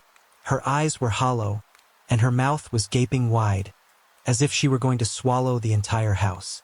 Terrified, I screamed and ran back inside, calling my dad and begging him to come home immediately. Despite my fear, I looked out the window again and saw her walking backward toward the orchard. Soon, the rain obscured her, and she was gone. That night, we stayed at my aunt's house. My dad returned to work, and my cousin took me out for ice cream to help calm me down. She listened as I told her everything that had happened. Later, I asked her to take me home to grab some clothes and my medication. As I hurried through the house, gathering my things, I kept glancing out the window at the orchard. The blonde woman was still there, sometimes standing with her mouth wide open, and other times sobbing under a grapefruit tree with her face buried in her hands. I grabbed whatever clothes I could, clean or dirty, along with my Barbie and stuffed animal, and rushed out of the house, begging my cousin to wash my clothes when we got to my aunt's. I refused to go home for the rest of my recovery, staying with my cousin and aunt until I felt better. My wife and I moved into our first purchased home about 2.5 years ago. To be honest, I wasn't particularly impressed with the house at first, but she loved it, and the neighborhood was nice, so we went ahead and bought it. Over time, it started to feel like home, but some strange things have happened since we moved in. The first incident occurred about 6 months after we moved in. We had just finished dinner, and I was lying on the sofa watching TV. My wife was tidying up and getting ready to do the dishes in our large kitchen/living room area. It's all one spacious room. She was about 5 steps away from the sink when, out of nowhere, the faucet turned on full blast by itself. She screamed and ran over to where I was lying. When I asked what was wrong, even though I already had a pretty good idea, she said, "The sink just turned on by itself." I got up, walked over, and shut it off. As I did, I felt a strange tingling sensation all over my body. At the time, I dismissed it as a reaction to something weird happening.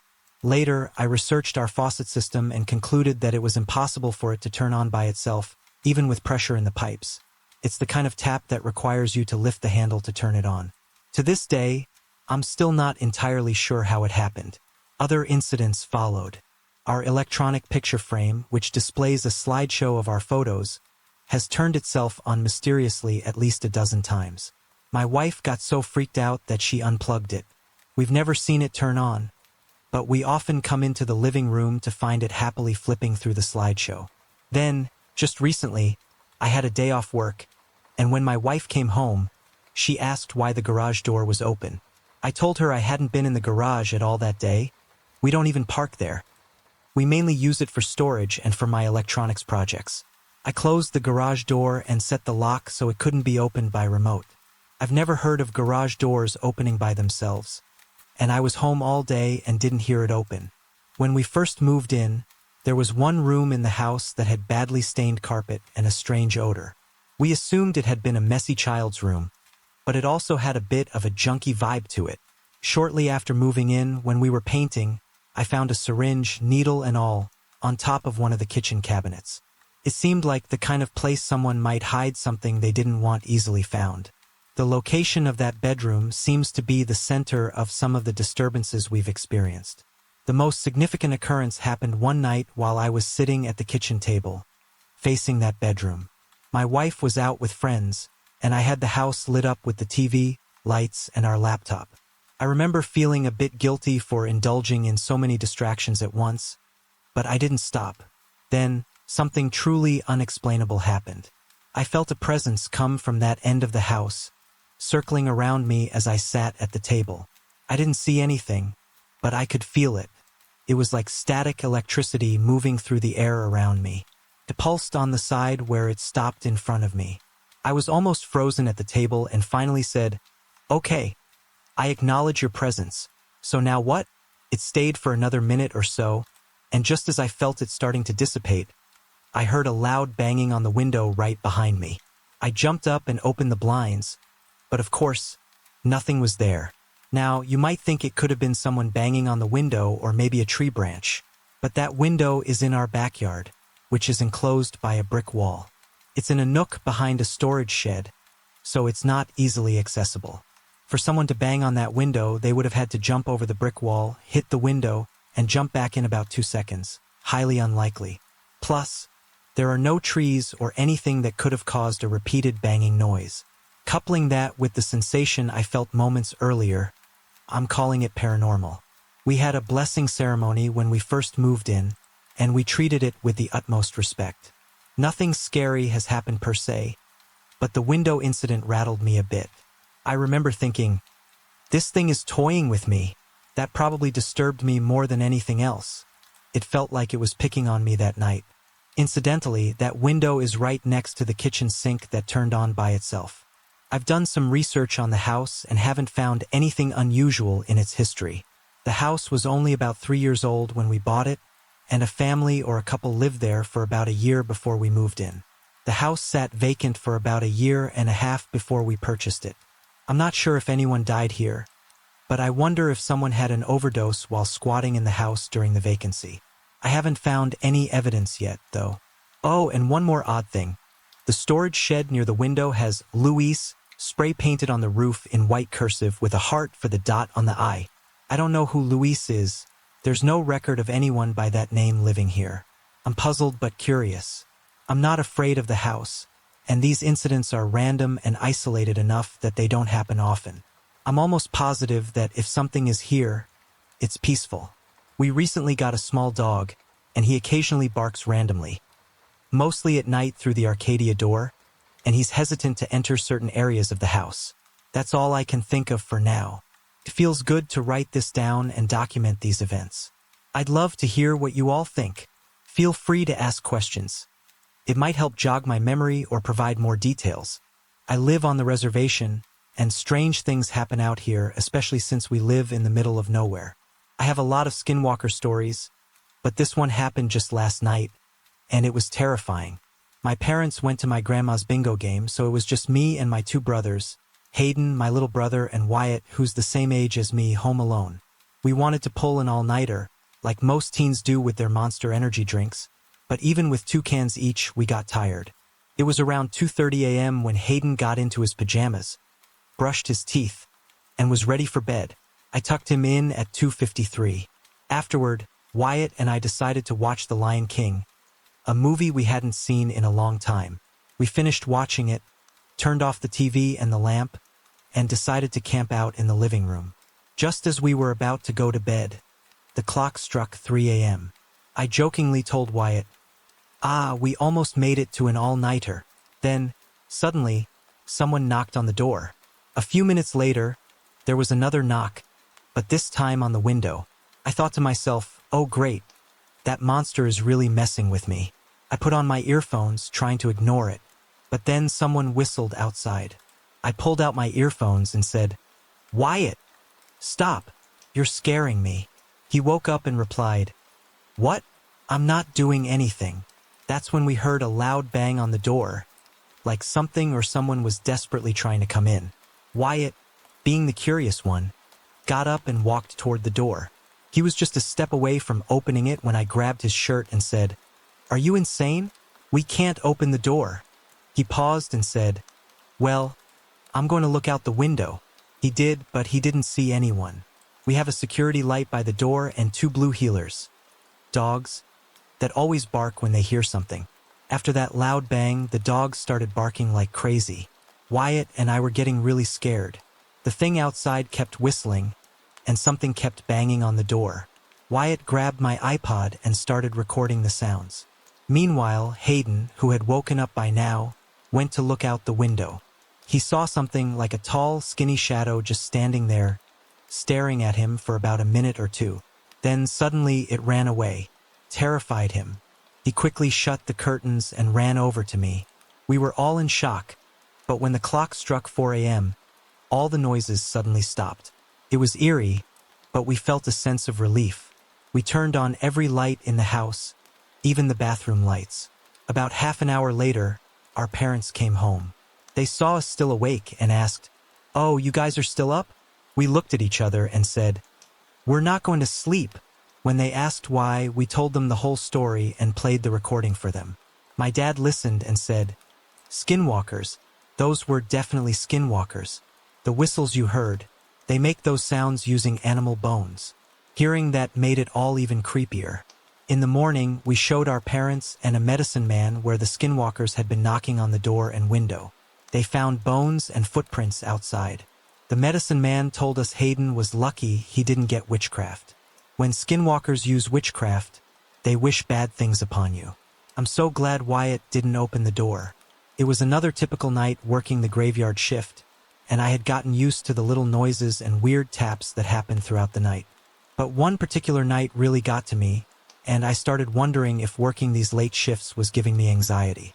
I was struggling to stay awake, so I kept drinking coffee, water, and energy drinks. As you can imagine, I was constantly running to the bathroom. While washing my hands, I had this sudden feeling, a sense that something was about to happen. Seemed silly at first, but I couldn't shake the feeling. I hurried back to my desk. My phone rang just as my coworker headed out to the break room and restroom for his break. About 10 minutes later, I saw him leave the restroom area, chatting on his phone, and heading out to the balcony. I was back at my desk, but of course, I needed the bathroom again. I waited until he was done with his break and then headed to the restroom. I always dreaded that area at night. As I turned the corner, I noticed something felt off. The carpet felt softer under my flip-flops, almost like it was wet. The hallway seemed darker too. I approached the bathroom door and heard a rushing sound, almost like a fan on high speed, except we didn't have any fans in the bathroom. I peeked inside and saw that the floor was flooded. What the hell?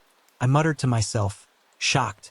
Between the men's and women's restrooms, there's a small room with lockers and a shower, left over from when the building used to have a gym.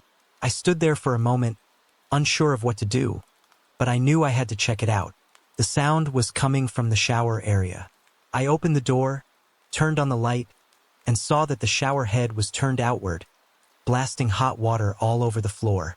The curtain was pulled back, and the water was just pouring out. Couldn't believe it. I ran back to the office and yelled for my coworker. "Come here." He jogged over, looking concerned. What's wrong?"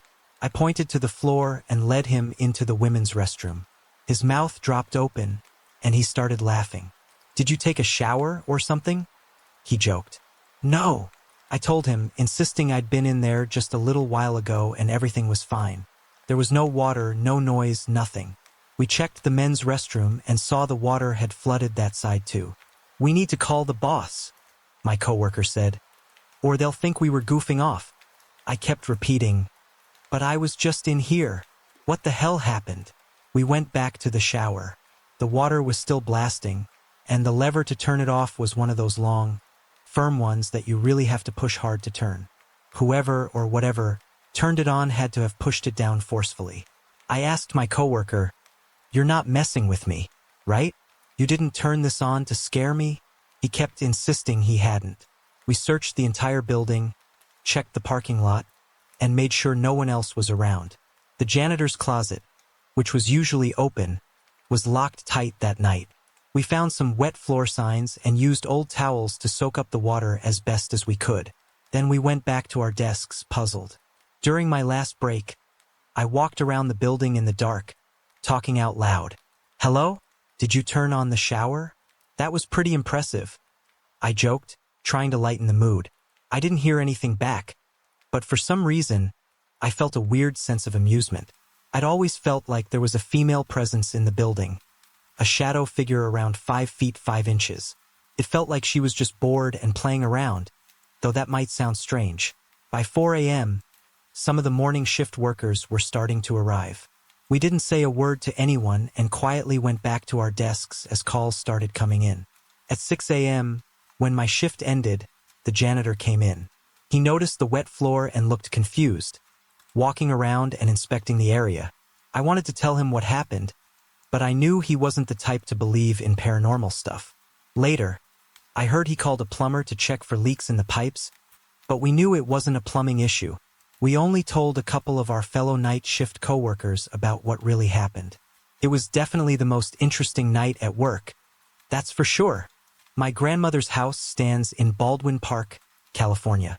She has lived there for over 50 years, raising my father and my 3 uncles in that house. I spent many weekends there growing up and still visit her a few times a year. As I got older, I started seeing things, unexplainable things. Her house has a long hallway, and I would often see dark figures standing there, staring at me.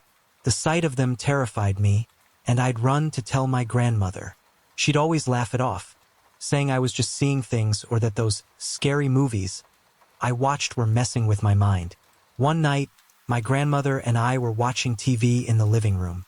She got up to use the restroom, leaving me alone. Immediately, I felt uneasy, like someone was watching me. I was too afraid to even glance down the hallway. I'm terrified of that hallway.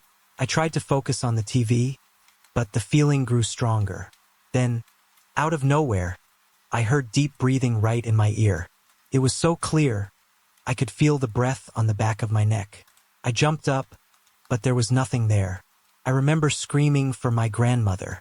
She rushed to me, and I cried in her arms, overwhelmed with fear. After calming down, I explained what had happened, but she shrugged it off again, telling me to stop watching horror movies. I was only 9 at the time. After that, I refused to spend the night at my grandmother's house. I would visit during the day, but once night fell, I'd ask my dad to pick me up. He'd ask why I didn't want to stay, but I never told him. I didn't think he'd believe me. My grandmother already thought I was just imagining things, and I didn't want my dad to think the same. When I was 15, one of my uncles passed away unexpectedly. It was devastating for my grandmother, and she didn't want to be alone, so she asked me to stay the weekend with her. I wanted to, but I was still scared of her house. My father asked again why I didn't want to stay, and this time, I finally told him what I had seen and experienced in her house. I expected him to think I was crazy, but instead he sat quietly for a moment, then began telling me stories of his own. He explained that he and his brothers had seen the same dark figure many times while growing up in the house. He told me about a night when he was lying in bed and saw his bedroom door open. A dark figure stood in the doorway, just staring at him. He yelled for his brother to wake up, and when one of my uncles jumped up and yelled at the figure to go away, it vanished.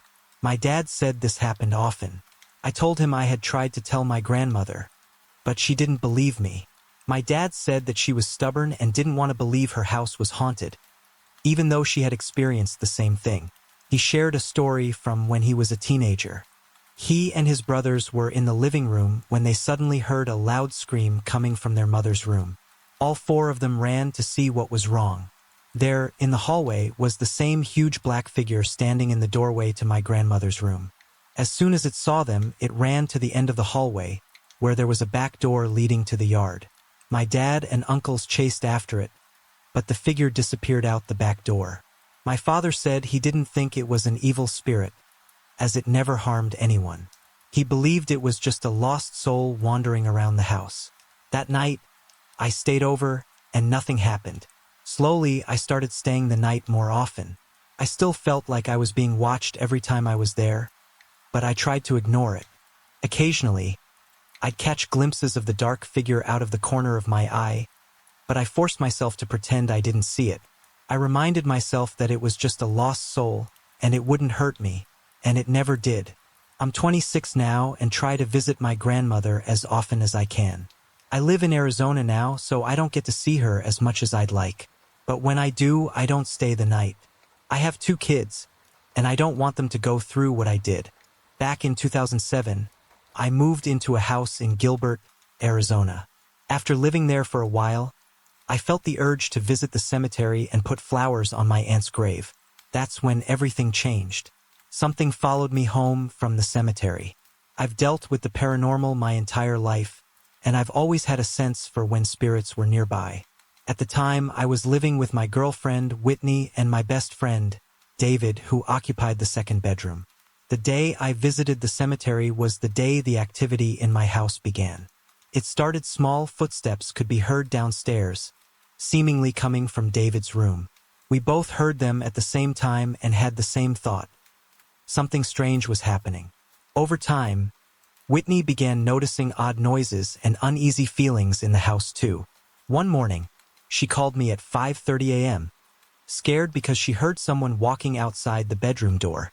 It spooked her so much that she went to her parents' house but didn't want to wake David over something like that. A week later, I woke up around 7 a.m. on a weekend. This time, I didn't hear the footsteps outside the room. They were in the room. I could hear the soft sound of carpet compressing under each step, and I followed the movement with my eyes as it left the room. I wasn't afraid, so I kept quiet about it to avoid freaking Whitney out, but I couldn't wait to tell David. Months passed, and David moved out with my brother, his wife, and my nephew moving into the house. They too experienced the strange activity. But by this time, it had escalated beyond just footsteps. We started hearing loud bangs upstairs, and one night, my sister-in-law and I decided to test it. I had a solid rubber ball, which I placed on the second step of the staircase.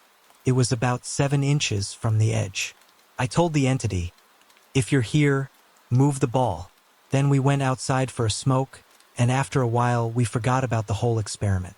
But when we came back into the house, we heard a loud thud. I rushed upstairs and saw the ball had rolled off the step and was sitting 2 feet away on the landing. This ball was heavy, and there's no way it could have moved on its own. That was the moment I knew something more than coincidence was happening. We started recording EVPs, and to my surprise, we captured something chilling. My little brother set up the recorder in an empty room while we were out. After 2 hours of recording, we listened back and heard terrifying sounds. 30 minutes into the recording, there was a loud breath, like a man exhaling directly into the microphone. It sent chills down our spines. Other sounds included loud bangs from inside the room. My brother and his family were so scared they eventually moved out. Things worsened after they left. One night, while I was alone, I was sitting at my computer when a loud bang shook the entire house. The chandelier above me was swinging from the impact. It sounded like someone had dropped a bowling ball directly above my head. I froze, trying to listen for more sounds, and then I heard the doorknob upstairs rattling. That was enough for me. I grabbed my keys and went to the casino to wait for the sun to come up. It was the only place I could think of where I wouldn't be alone. It became clear that the activity intensified when I was alone. Strange things kept happening. One time, while going upstairs, all the smoke detectors in the house went off. The moment I came back down, they stopped. I even told the spirits that it was my house and I was in control, but that didn't seem to work. As I prepared to move out of the house to relocate to Colorado, something even more bizarre happened. I had just returned home and placed my sunglasses on my laptop. As I was coaxing my cat to come upstairs with me, I watched as my sunglasses flew off the laptop and hit the wall 5 feet away. They didn't just fall, they launched. Despite my fear, I went upstairs to check things out. The air upstairs felt heavy, colder than usual, and incredibly still. I quickly glanced around, but I felt so drained that I decided to lie down. I must have passed out because when I woke up, it was dark. No lights were on. I heard a loud pop from the floor and saw my cat staring behind me, wide-eyed and ready to run. Out of the corner of my eye, I caught a glimpse of a slightly glowing, whitish figure in the mirror, about 6 feet tall, watching me.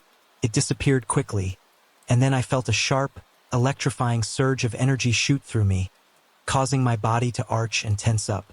When I finally woke up the next afternoon, I was downstairs, with no memory of how I got there. But I remembered everything that had happened before I passed out. Since that day, I've had what I believe is a gift. I get thoughts of the future, not visions, but clear thoughts. It's like reading a book rather than watching a movie. Some of the thoughts are random, but others feel significant. The hard part is distinguishing between precognition and random thoughts. When my mind goes into this precognitive mode, I feel a dull sensation in my head. I've tested myself using Zener cards online and can get 9 out of 10 correct when I'm in that mode. When I'm not, I can't get them right at all. One time, I had a thought about my son getting stung by a scorpion. An hour later, it happened. That's when I realized I needed to understand this gift. I've tested it in various ways, like guessing the cars behind me at a drive-thru, and I've been eerily accurate. I keep a book of these thoughts and write them down when they happen, trying to make sense of this gift I received from that house. My experience happened about 3 months ago. I've always believed in the paranormal. I've seen things in my life that most people laugh about or joke around with. The truth is, there's another world out there, a spiritual world, and what I experience still scares me to this day. Not a day goes by where I don't think about it. It all started with a book my sister-in-law insisted I read. Curiosity got the better of me, so I opened it and began reading. The book spoke about ways to summon spirits and communicate with them. It detailed rituals, sacrifices, and named demons that could assist in these practices. A few pages in, I realized this was too much for me. I returned the book, thinking I would forget about it soon. But I was so wrong. That night, I was lying in bed, on the phone with my boyfriend, when suddenly a violent gust of wind hit me from behind with great force. It made me feel incredibly cold and scared. The strange thing was, my window was sealed shut, so there was no logical explanation for the wind. I started to feel like something was watching me, and the fear inside me grew. I tried to call for help, but it was like I was paralyzed. Then, from within the wind, I could hear a vicious dog growling, and it was getting closer and closer. Deep down, I knew it wasn't just a dog. It was something demonic. I used to be a strong Christian, so in my mind, since I couldn't speak, I claimed the blood of Jesus. I told the demon that the Lord was on my side, and it couldn't take me or hurt me as it wanted to. I kept praying, over and over, until I could finally hear my boyfriend's voice again. I asked him if he had heard anything, but he said it had been completely quiet and he thought I had fallen asleep.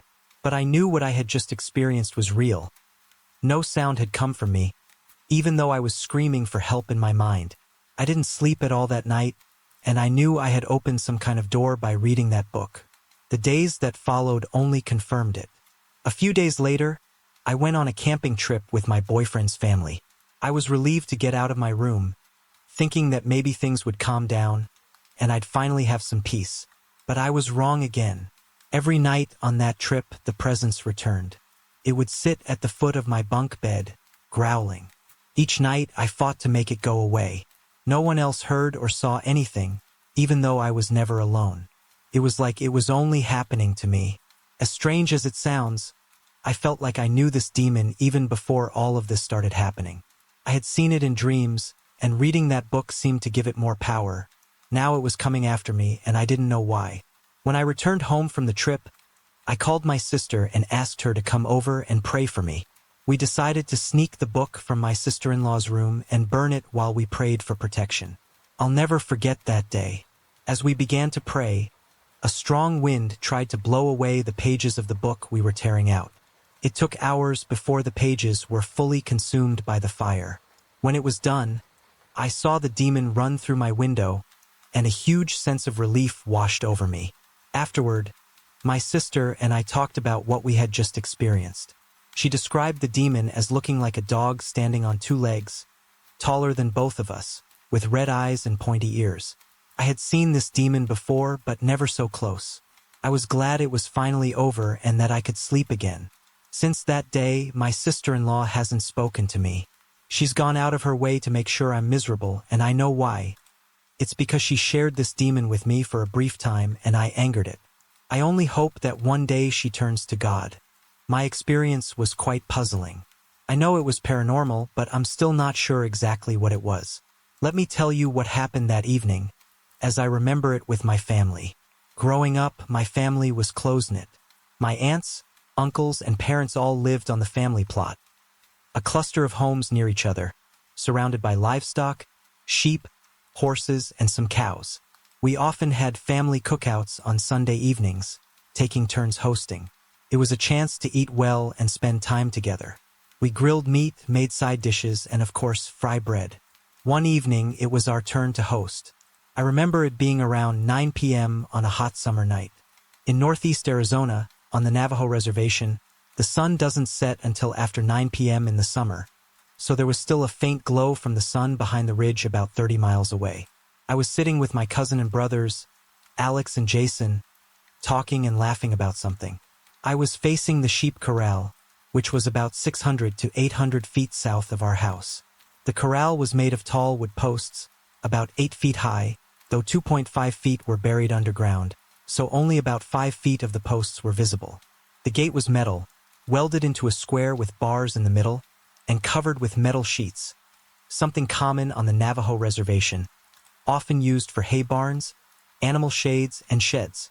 I was staring at the metal sheets of the gate, which were reflecting the last bit of light from the sun, making them stand out against the dark surroundings.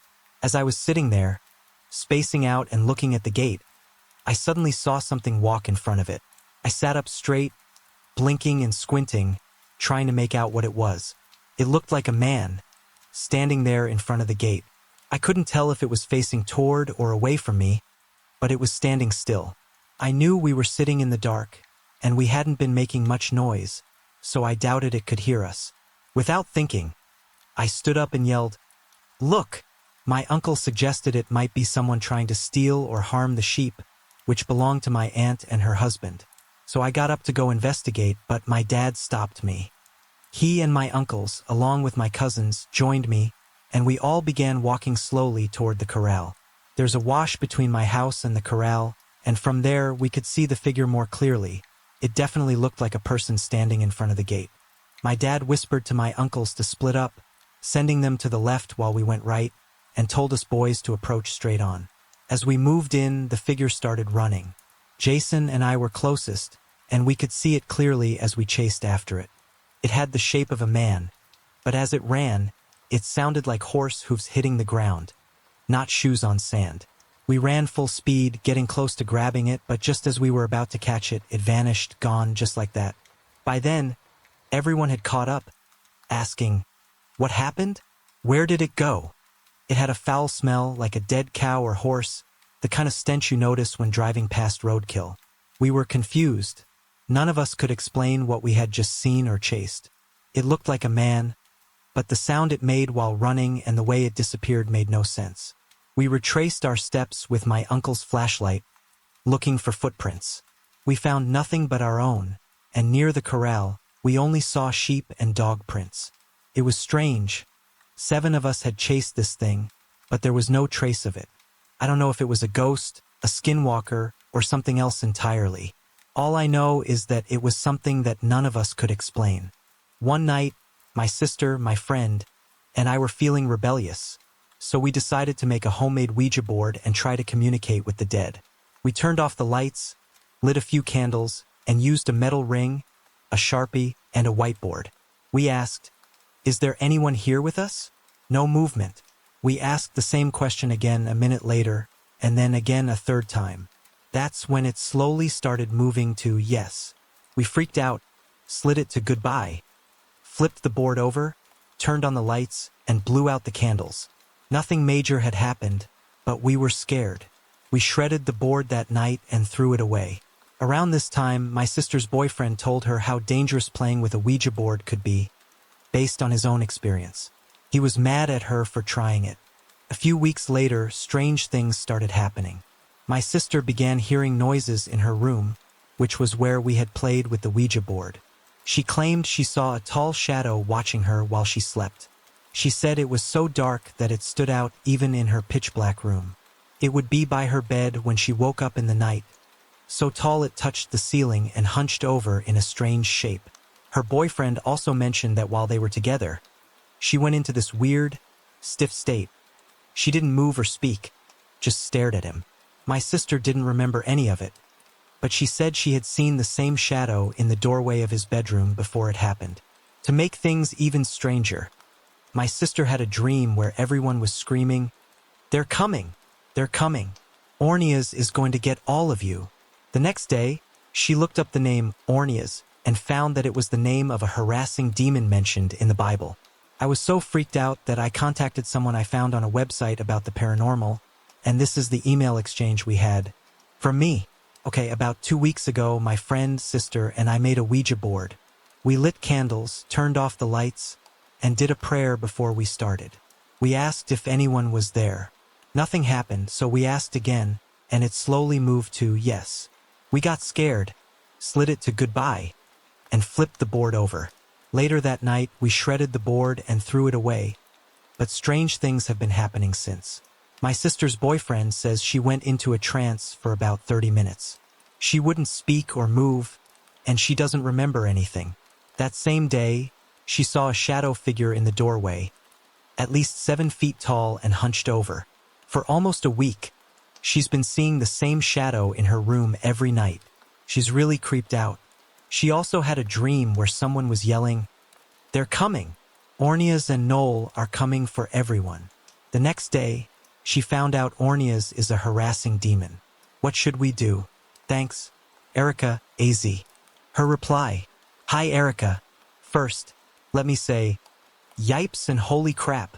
You've gotten yourselves into a situation that probably felt innocent at the time, especially since you said a prayer before using the Ouija board.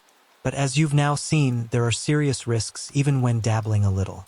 What you described, your sister going into a trance without her knowledge, is a form of possession. It's not a good thing. When you destroyed the board, you left the doorway open. Blessing the house is essential to close that doorway and prevent more visits from whatever else might be out there. Your sister needs to bless her living space as soon as possible and wear a religious necklace to keep this entity away. If the possession-like state continues, you may need to seek help on an exorcism level. And I'm not kidding. Here's what to do. Place a bottle of spring water in the sun for a couple of hours. Get a cross that can be worn later on. Go to the farthest corner of the basement or the farthest room of the house. Dip the cross in the water, splash it in the shape of a cross, and say, "Bless this home and keep out anything negative.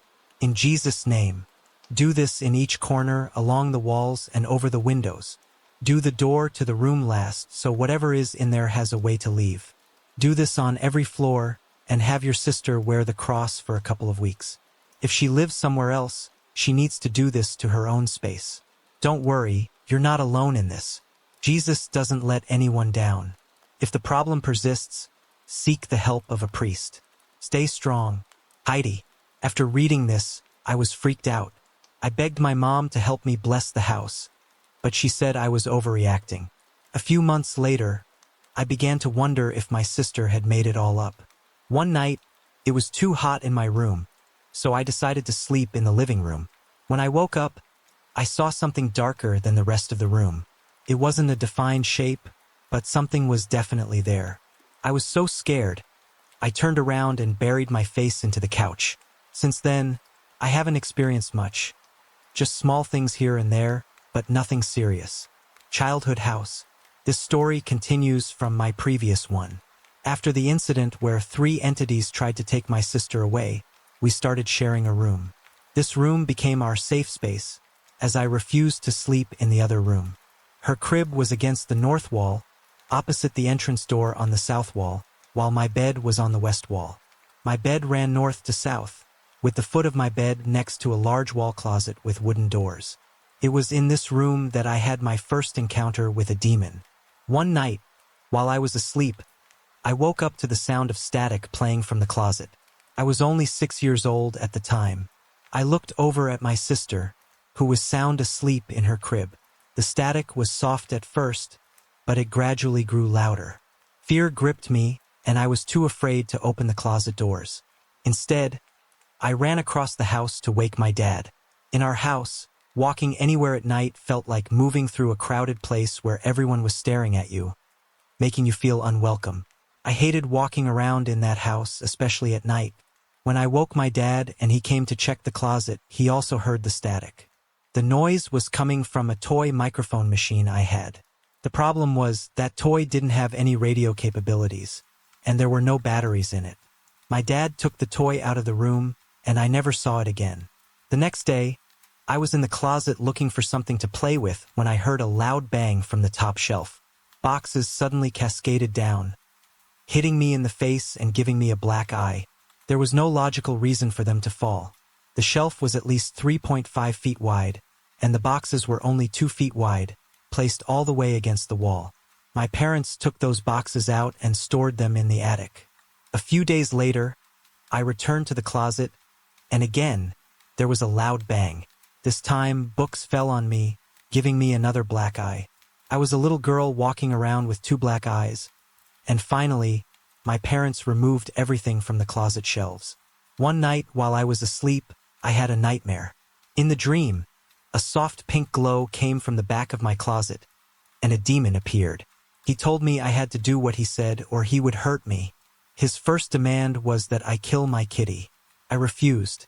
In the dream, I went to ride my bike, but he changed the scenery, and I was lost in the desert, unable to find my way home. Eventually, I returned home in the dream, and the demon laughed, saying, "See, you have to do what I say." He then commanded me to kill my mom and my kitty. Again, I refused and began to struggle with him. Felt like a battle for my soul. Though I had never been to church and my mother was a witch, so I wasn't taught about angels or demons, something inside me knew to call out for an angel. Apparently, I was being very loud because my mother burst into the room to find me drenched in sweat, crying, and screaming for an angel. I never got my angel, but somehow, as a 6-year-old, I defeated the demon on my own. The next day, I had a fever of 105 degrees and was sick for a week. After that, I refused to sleep in that room ever again. The house never felt right. I was always afraid to walk around at night. One night, in desperation, I decided to sleep in the living room alone, keeping the TV on for light. The feeling of being stared at was so strong that I arranged the couch pillows to hide myself. As I drifted off to sleep, I heard someone sit on the opposite couch. My dad was at work, and my mom and sister were asleep in their room, so I knew it wasn't them. I broke into a cold sweat, paralyzed with fear. I could hear the thing breathing, but I couldn't bring myself to look. Somehow, I fell asleep and had a dream about a skeleton living in a car parked by my bus stop. In the dream, the skeleton beckoned me closer, and when I approached, its eyes glowed red and a black mist rose from its face, chasing me all the way home. I jolted awake, finding myself staring at the ceiling. My protective fort of pillows had been dismantled. I lay there panting, and I felt a cold presence rush toward me, stopping just inches from my face. The front door suddenly opened, and my dad walked in, causing the presence to vanish. From that night on, I couldn't sleep in the living room either. I was running out of places to sleep. For a while, I slept on the floor of my parents' room, sometimes even under their bed. But something else found me there. It was an oppressive presence that felt like it was constantly mocking me. From the age of 6 to 12, I rotated between different rooms, never finding peace. By my teenage years, I wanted my own space. I had to choose between two rooms, room number 1 and room number 2. I chose room number 1 and set everything up nicely. One night, I left the room for a few minutes to grab something to eat. When I returned, everything that had been on my dresser was now on the floor, but arranged in exactly the same way. As I sat there, trying to make sense of it, the curtain shades snapped up with a loud noise. I ran out of the room in a panic. For a few nights after that, I became a nomad again, sleeping wherever I could. Eventually, I moved my bed into the closet, slept with Christmas lights on every night, and kept the TV running. Every night, the TV would automatically turn itself off, despite my efforts to leave it on for comfort. Then, one night at 3 a.m., my stereo turned on at full volume. The stereo had a knob to control the volume, but it was rotating by itself. It scared me so much that I stood up to turn it off, but as soon as I moved, it stopped. I lay back down and it started again. This continued until I finally got angry and shouted, "Get the F at %# out of my room and stop touching my stuff." The noise stopped, and I decided it was time for a new room. I made my sister switch rooms with me so she could deal with the creepy ghost. Although things seemed fine at first in the new room, I developed insomnia. By this time, I was 15 and couldn't handle being alone, so I often had friends stay over.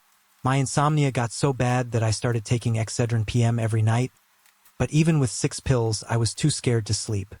3 years ago, I received one of those dreaded phone calls that everyone fears. It was around 1 p.m. when the phone rang, a time when calls are answered without a second thought. But just as I reached for the handset, something stopped me. A gut feeling that froze my arm mid-reach for a split second. Then, just as quickly, the feeling vanished. On the other end was my sister Mary, bringing bad news. Our youngest sister, Sheila, was in the ICU at a hospital in San Diego, and she wasn't expected to make it through the night.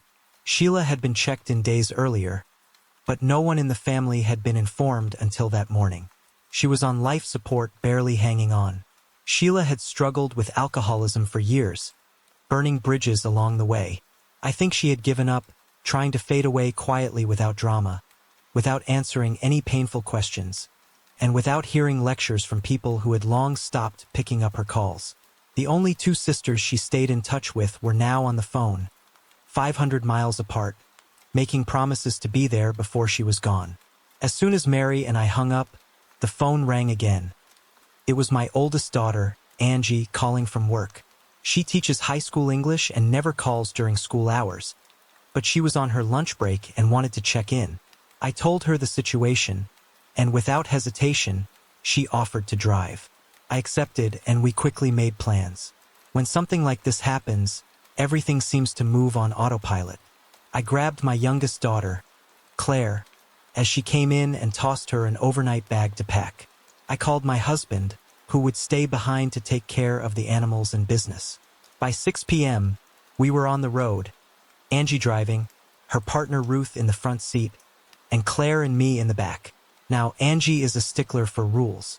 There are no gray areas for her, ever. Speed limits might as well be commandments in her mind, and I wouldn't have it any other way. I wanted to get to San Diego safely. My mother, on the other hand, was the worst driver. There's a tree in my hometown that she hit 4 times in 4 different cars.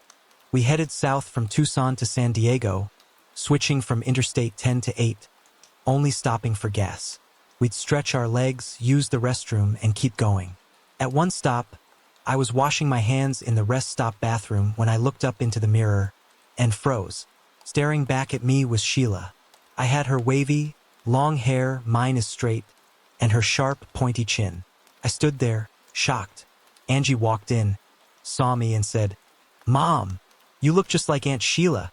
I nodded. "I know. Let's go." We hurried back to the car.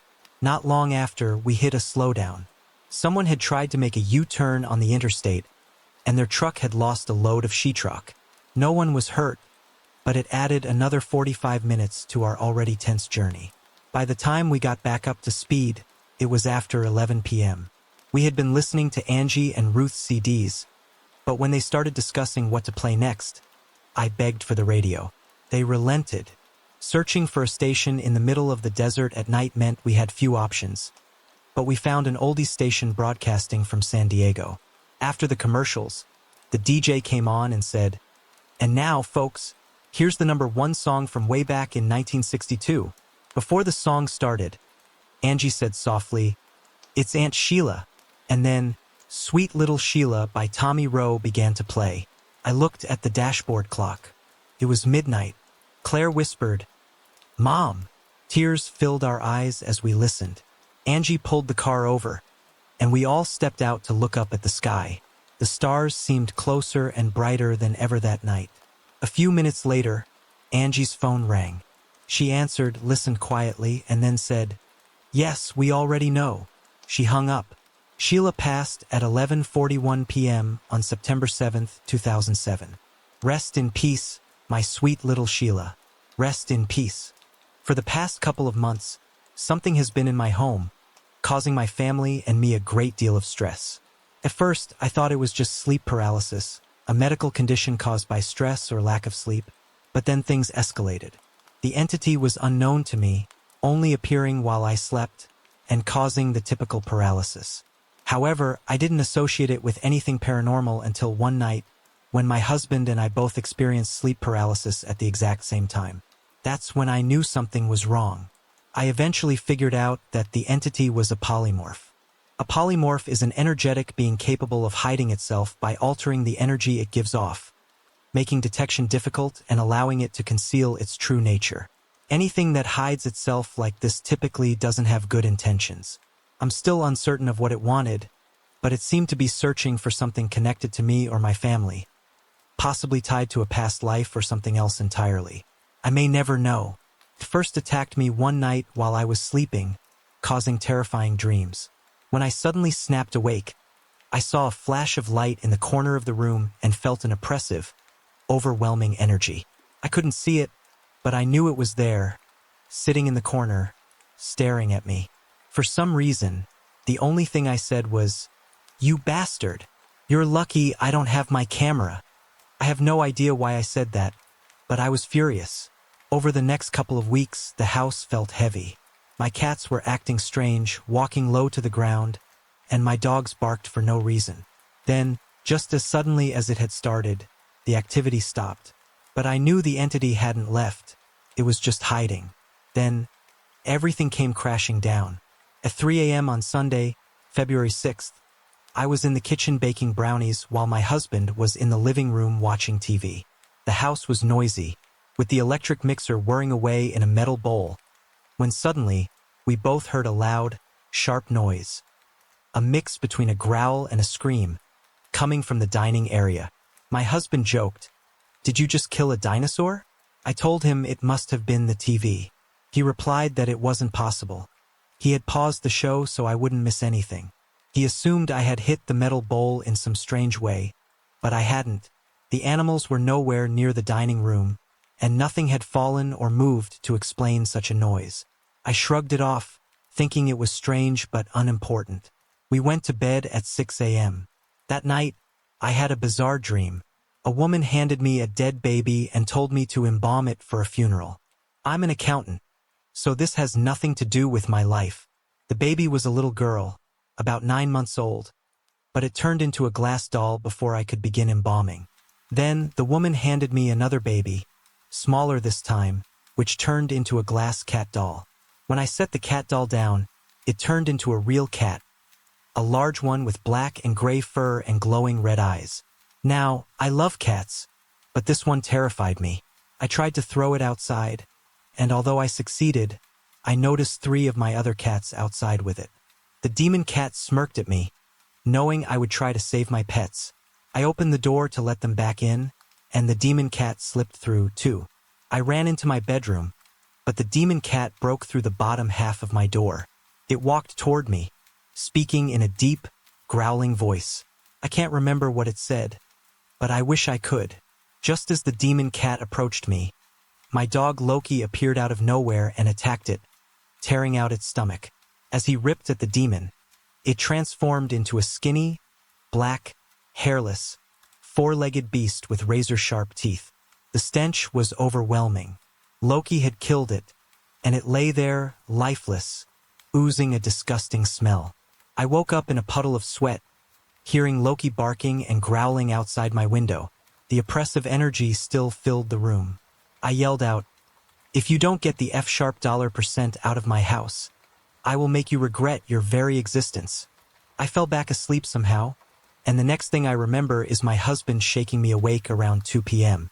He told me to come into the living room. When I walked in, I was shocked. Our couches were moved, the lamp had fallen over, the rocking chair was knocked over, the coffee table was upended, and all of my cats were hiding in my office.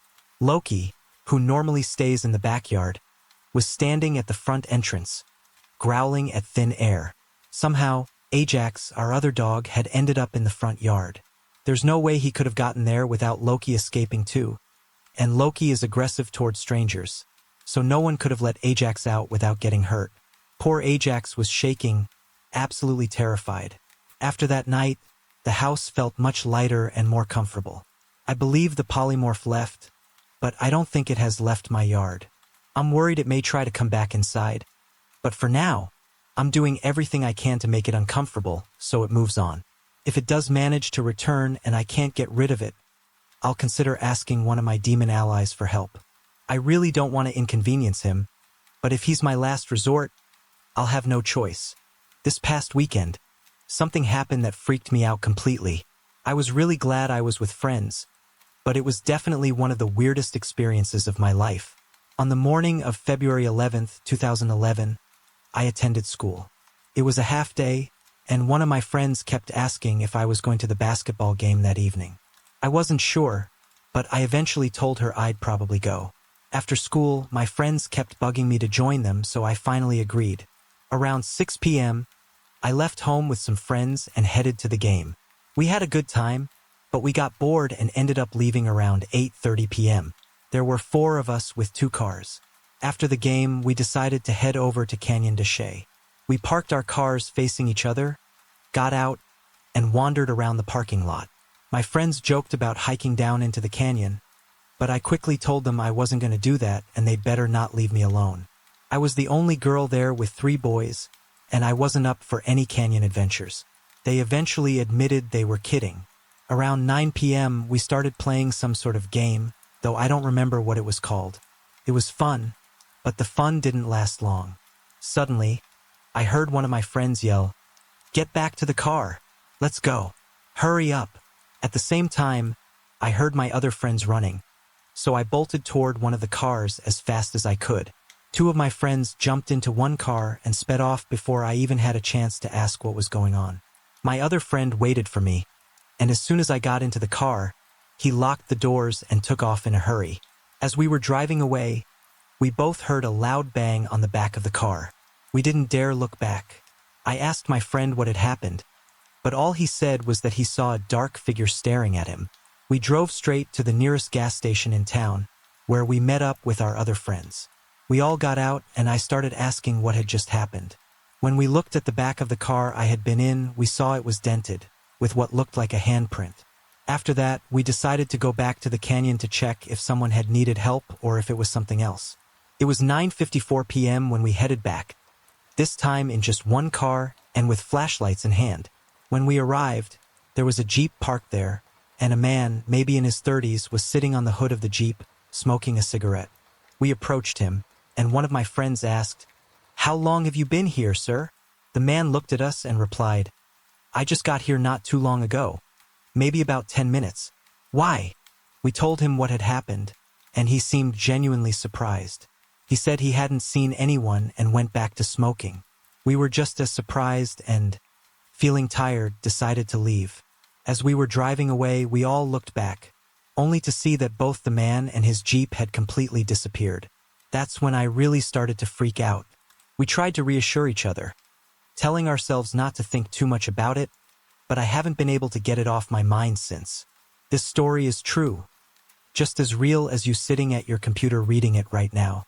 I come from a very religious household, and my mother, in particular, has always been insistent that ghosts don't exist. She firmly believes that all paranormal activity is the result of demonic forces. For as long as I can remember, I've been sensitive to other things.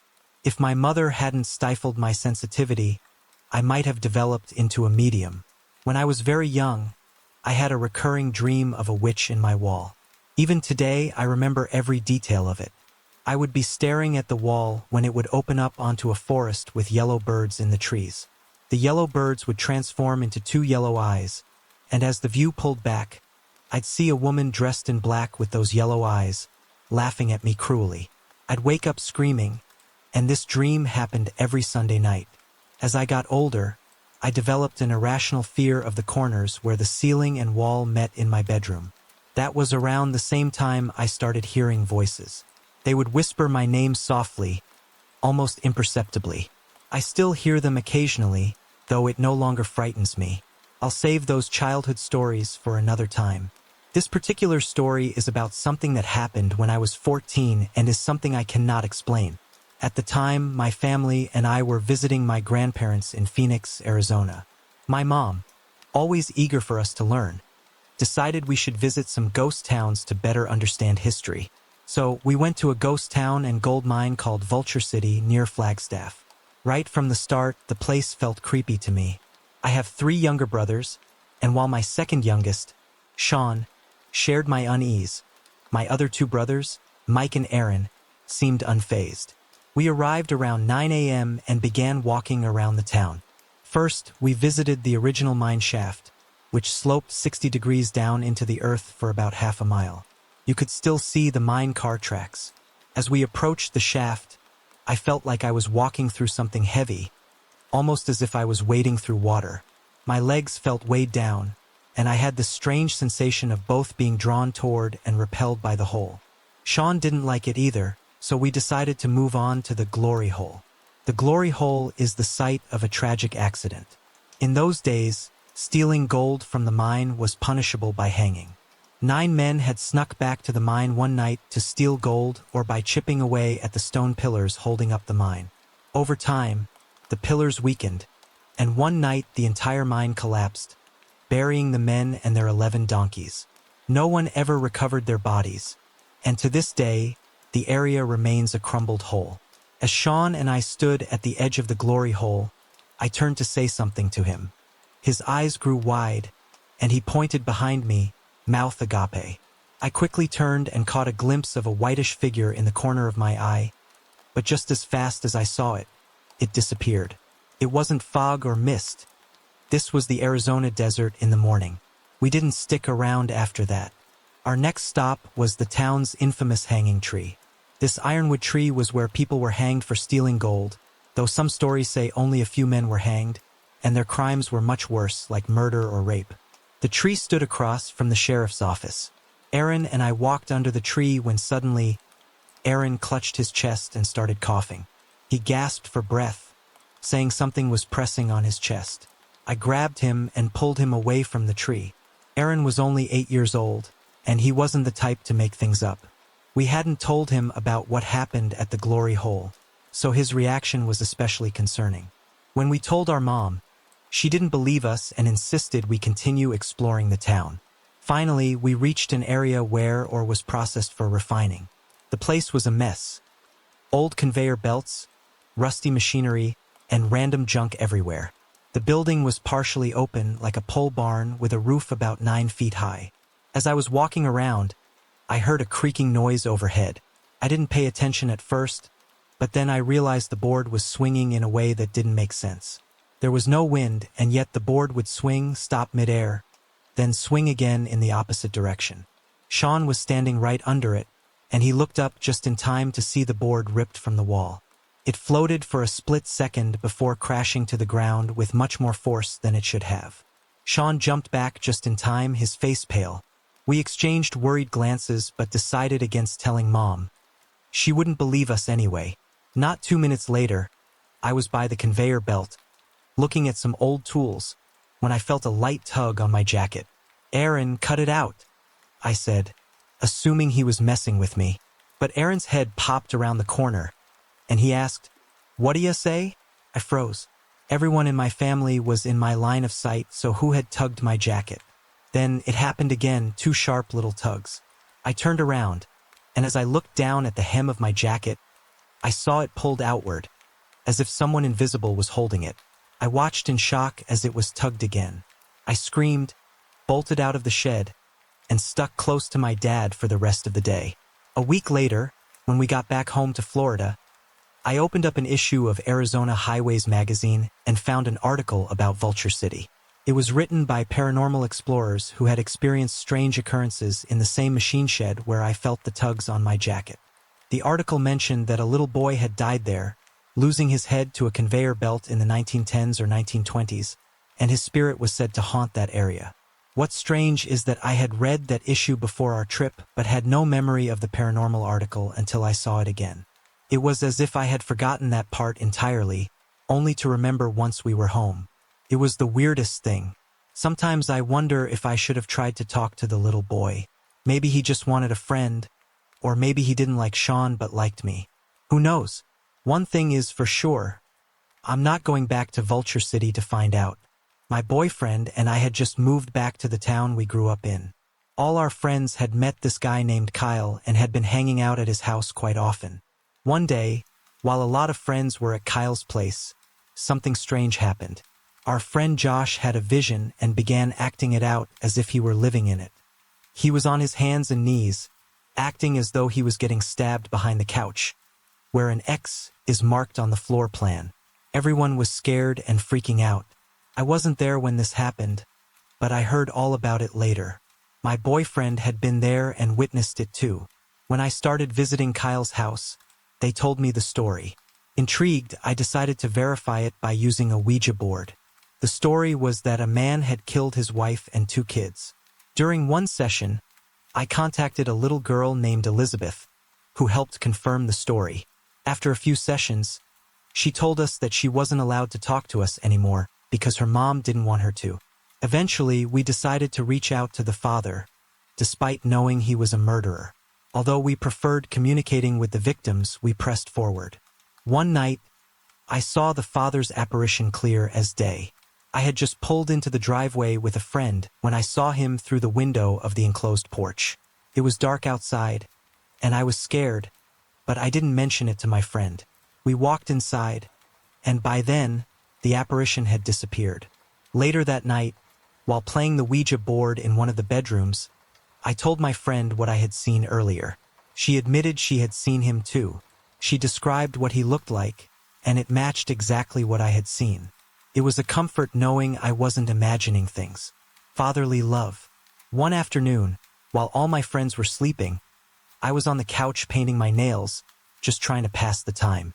I kept hearing the front door slam. I would jump up, run to the living room door, and look through the porch window only to see the door closed but the chain lock swinging as if it had just been slammed. As soon as I checked the front door, I'd hear the back door in the kitchen slam. I kept running back and forth, trying to catch it in the act, but it always seemed just out of reach. Another night, I was sleeping on the couch at Kyle's house while Kyle and my friend Leia were asleep in his room. I heard loud footsteps that sounded as if someone was walking right next to me. The steps moved from the kitchen to behind the couch, exactly where Josh had acted out getting stabbed during his vision. It seemed to repeat every 10 minutes or so. I lay there stiff, too scared to move.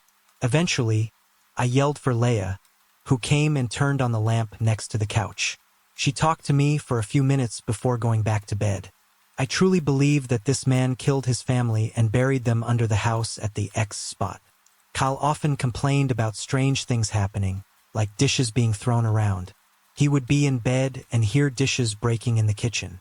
It was almost a regular occurrence at that house. Kyle's reaction was always to yell at the spirits, which I think may have provoked more outbursts. His lack of respect for them might have made things worse.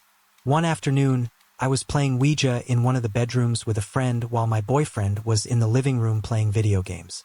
He didn't know what we were doing, though playing with the Ouija board had become a common activity. Suddenly, he stormed into the room and yelled at us to stop. At that exact moment, a wooden cross sitting on the carpet next to him moved 90 degrees, right in front of us. In March 2009, my family and I moved into a house near Wickenburg, Arizona. It was a 2-bedroom, 1-bathroom house with a tan exterior and an Aztec-like design. We had no knowledge of the land's or house's history when we moved in. For the first month, everything was normal. My mom often traveled out of town with my siblings, giving me some alone time. During those times, I didn't experience anything unusual. However, in May and August, things started happening. It was late May and I was still in school. One evening around 9 p.m., I was reading a library book while everyone else in the house was asleep. Suddenly, I heard my name being called. It was my mom's voice, clear and loud, even though my bedroom door was closed. I was surprised at how well I could hear it, so I went to my mom's room and asked her why she called me. She told me she hadn't. Confused, I went back to my room. An hour later, I heard her voice again calling, "Destiny, Destiny, come here." I went back to her room to ask what she wanted, and again, she said she hadn't called me. Another hour passed, and I heard my name being called once more. This time, I ignored it. Then I heard giggling, like a little girl's laughter. Strangely, I wasn't scared. In fact, I felt happy. It was the sweetest, most innocent laugh I'd ever heard. In July, while my mom was cooking in the kitchen, one of the cabinets suddenly fell to the floor. We had a handyman come to fix it, and he said it looked like someone had unscrewed the nails, but no one in the family had done it. As the handyman was trying to screw the cabinet back in, the nails kept shooting out of the wall, landing on the floor. This happened 3 more times before he decided to glue the cabinet in place instead of using screws. In August, my mom decided to sleep in the living room one night. Around 1 a.m., she heard 2 children playing tag. She heard the sound of them scuffling and running from the kitchen to the living room, where she was trying to sleep. That was the last strange incident we experienced in that house. We only lived there for 6 months and moved out in September. I've moved 3 times between the end of 2009 and 2011, and something has happened in each house. I'll soon share my family's experiences in the house we moved into after that. Do you think the ghosts in my house were friendly?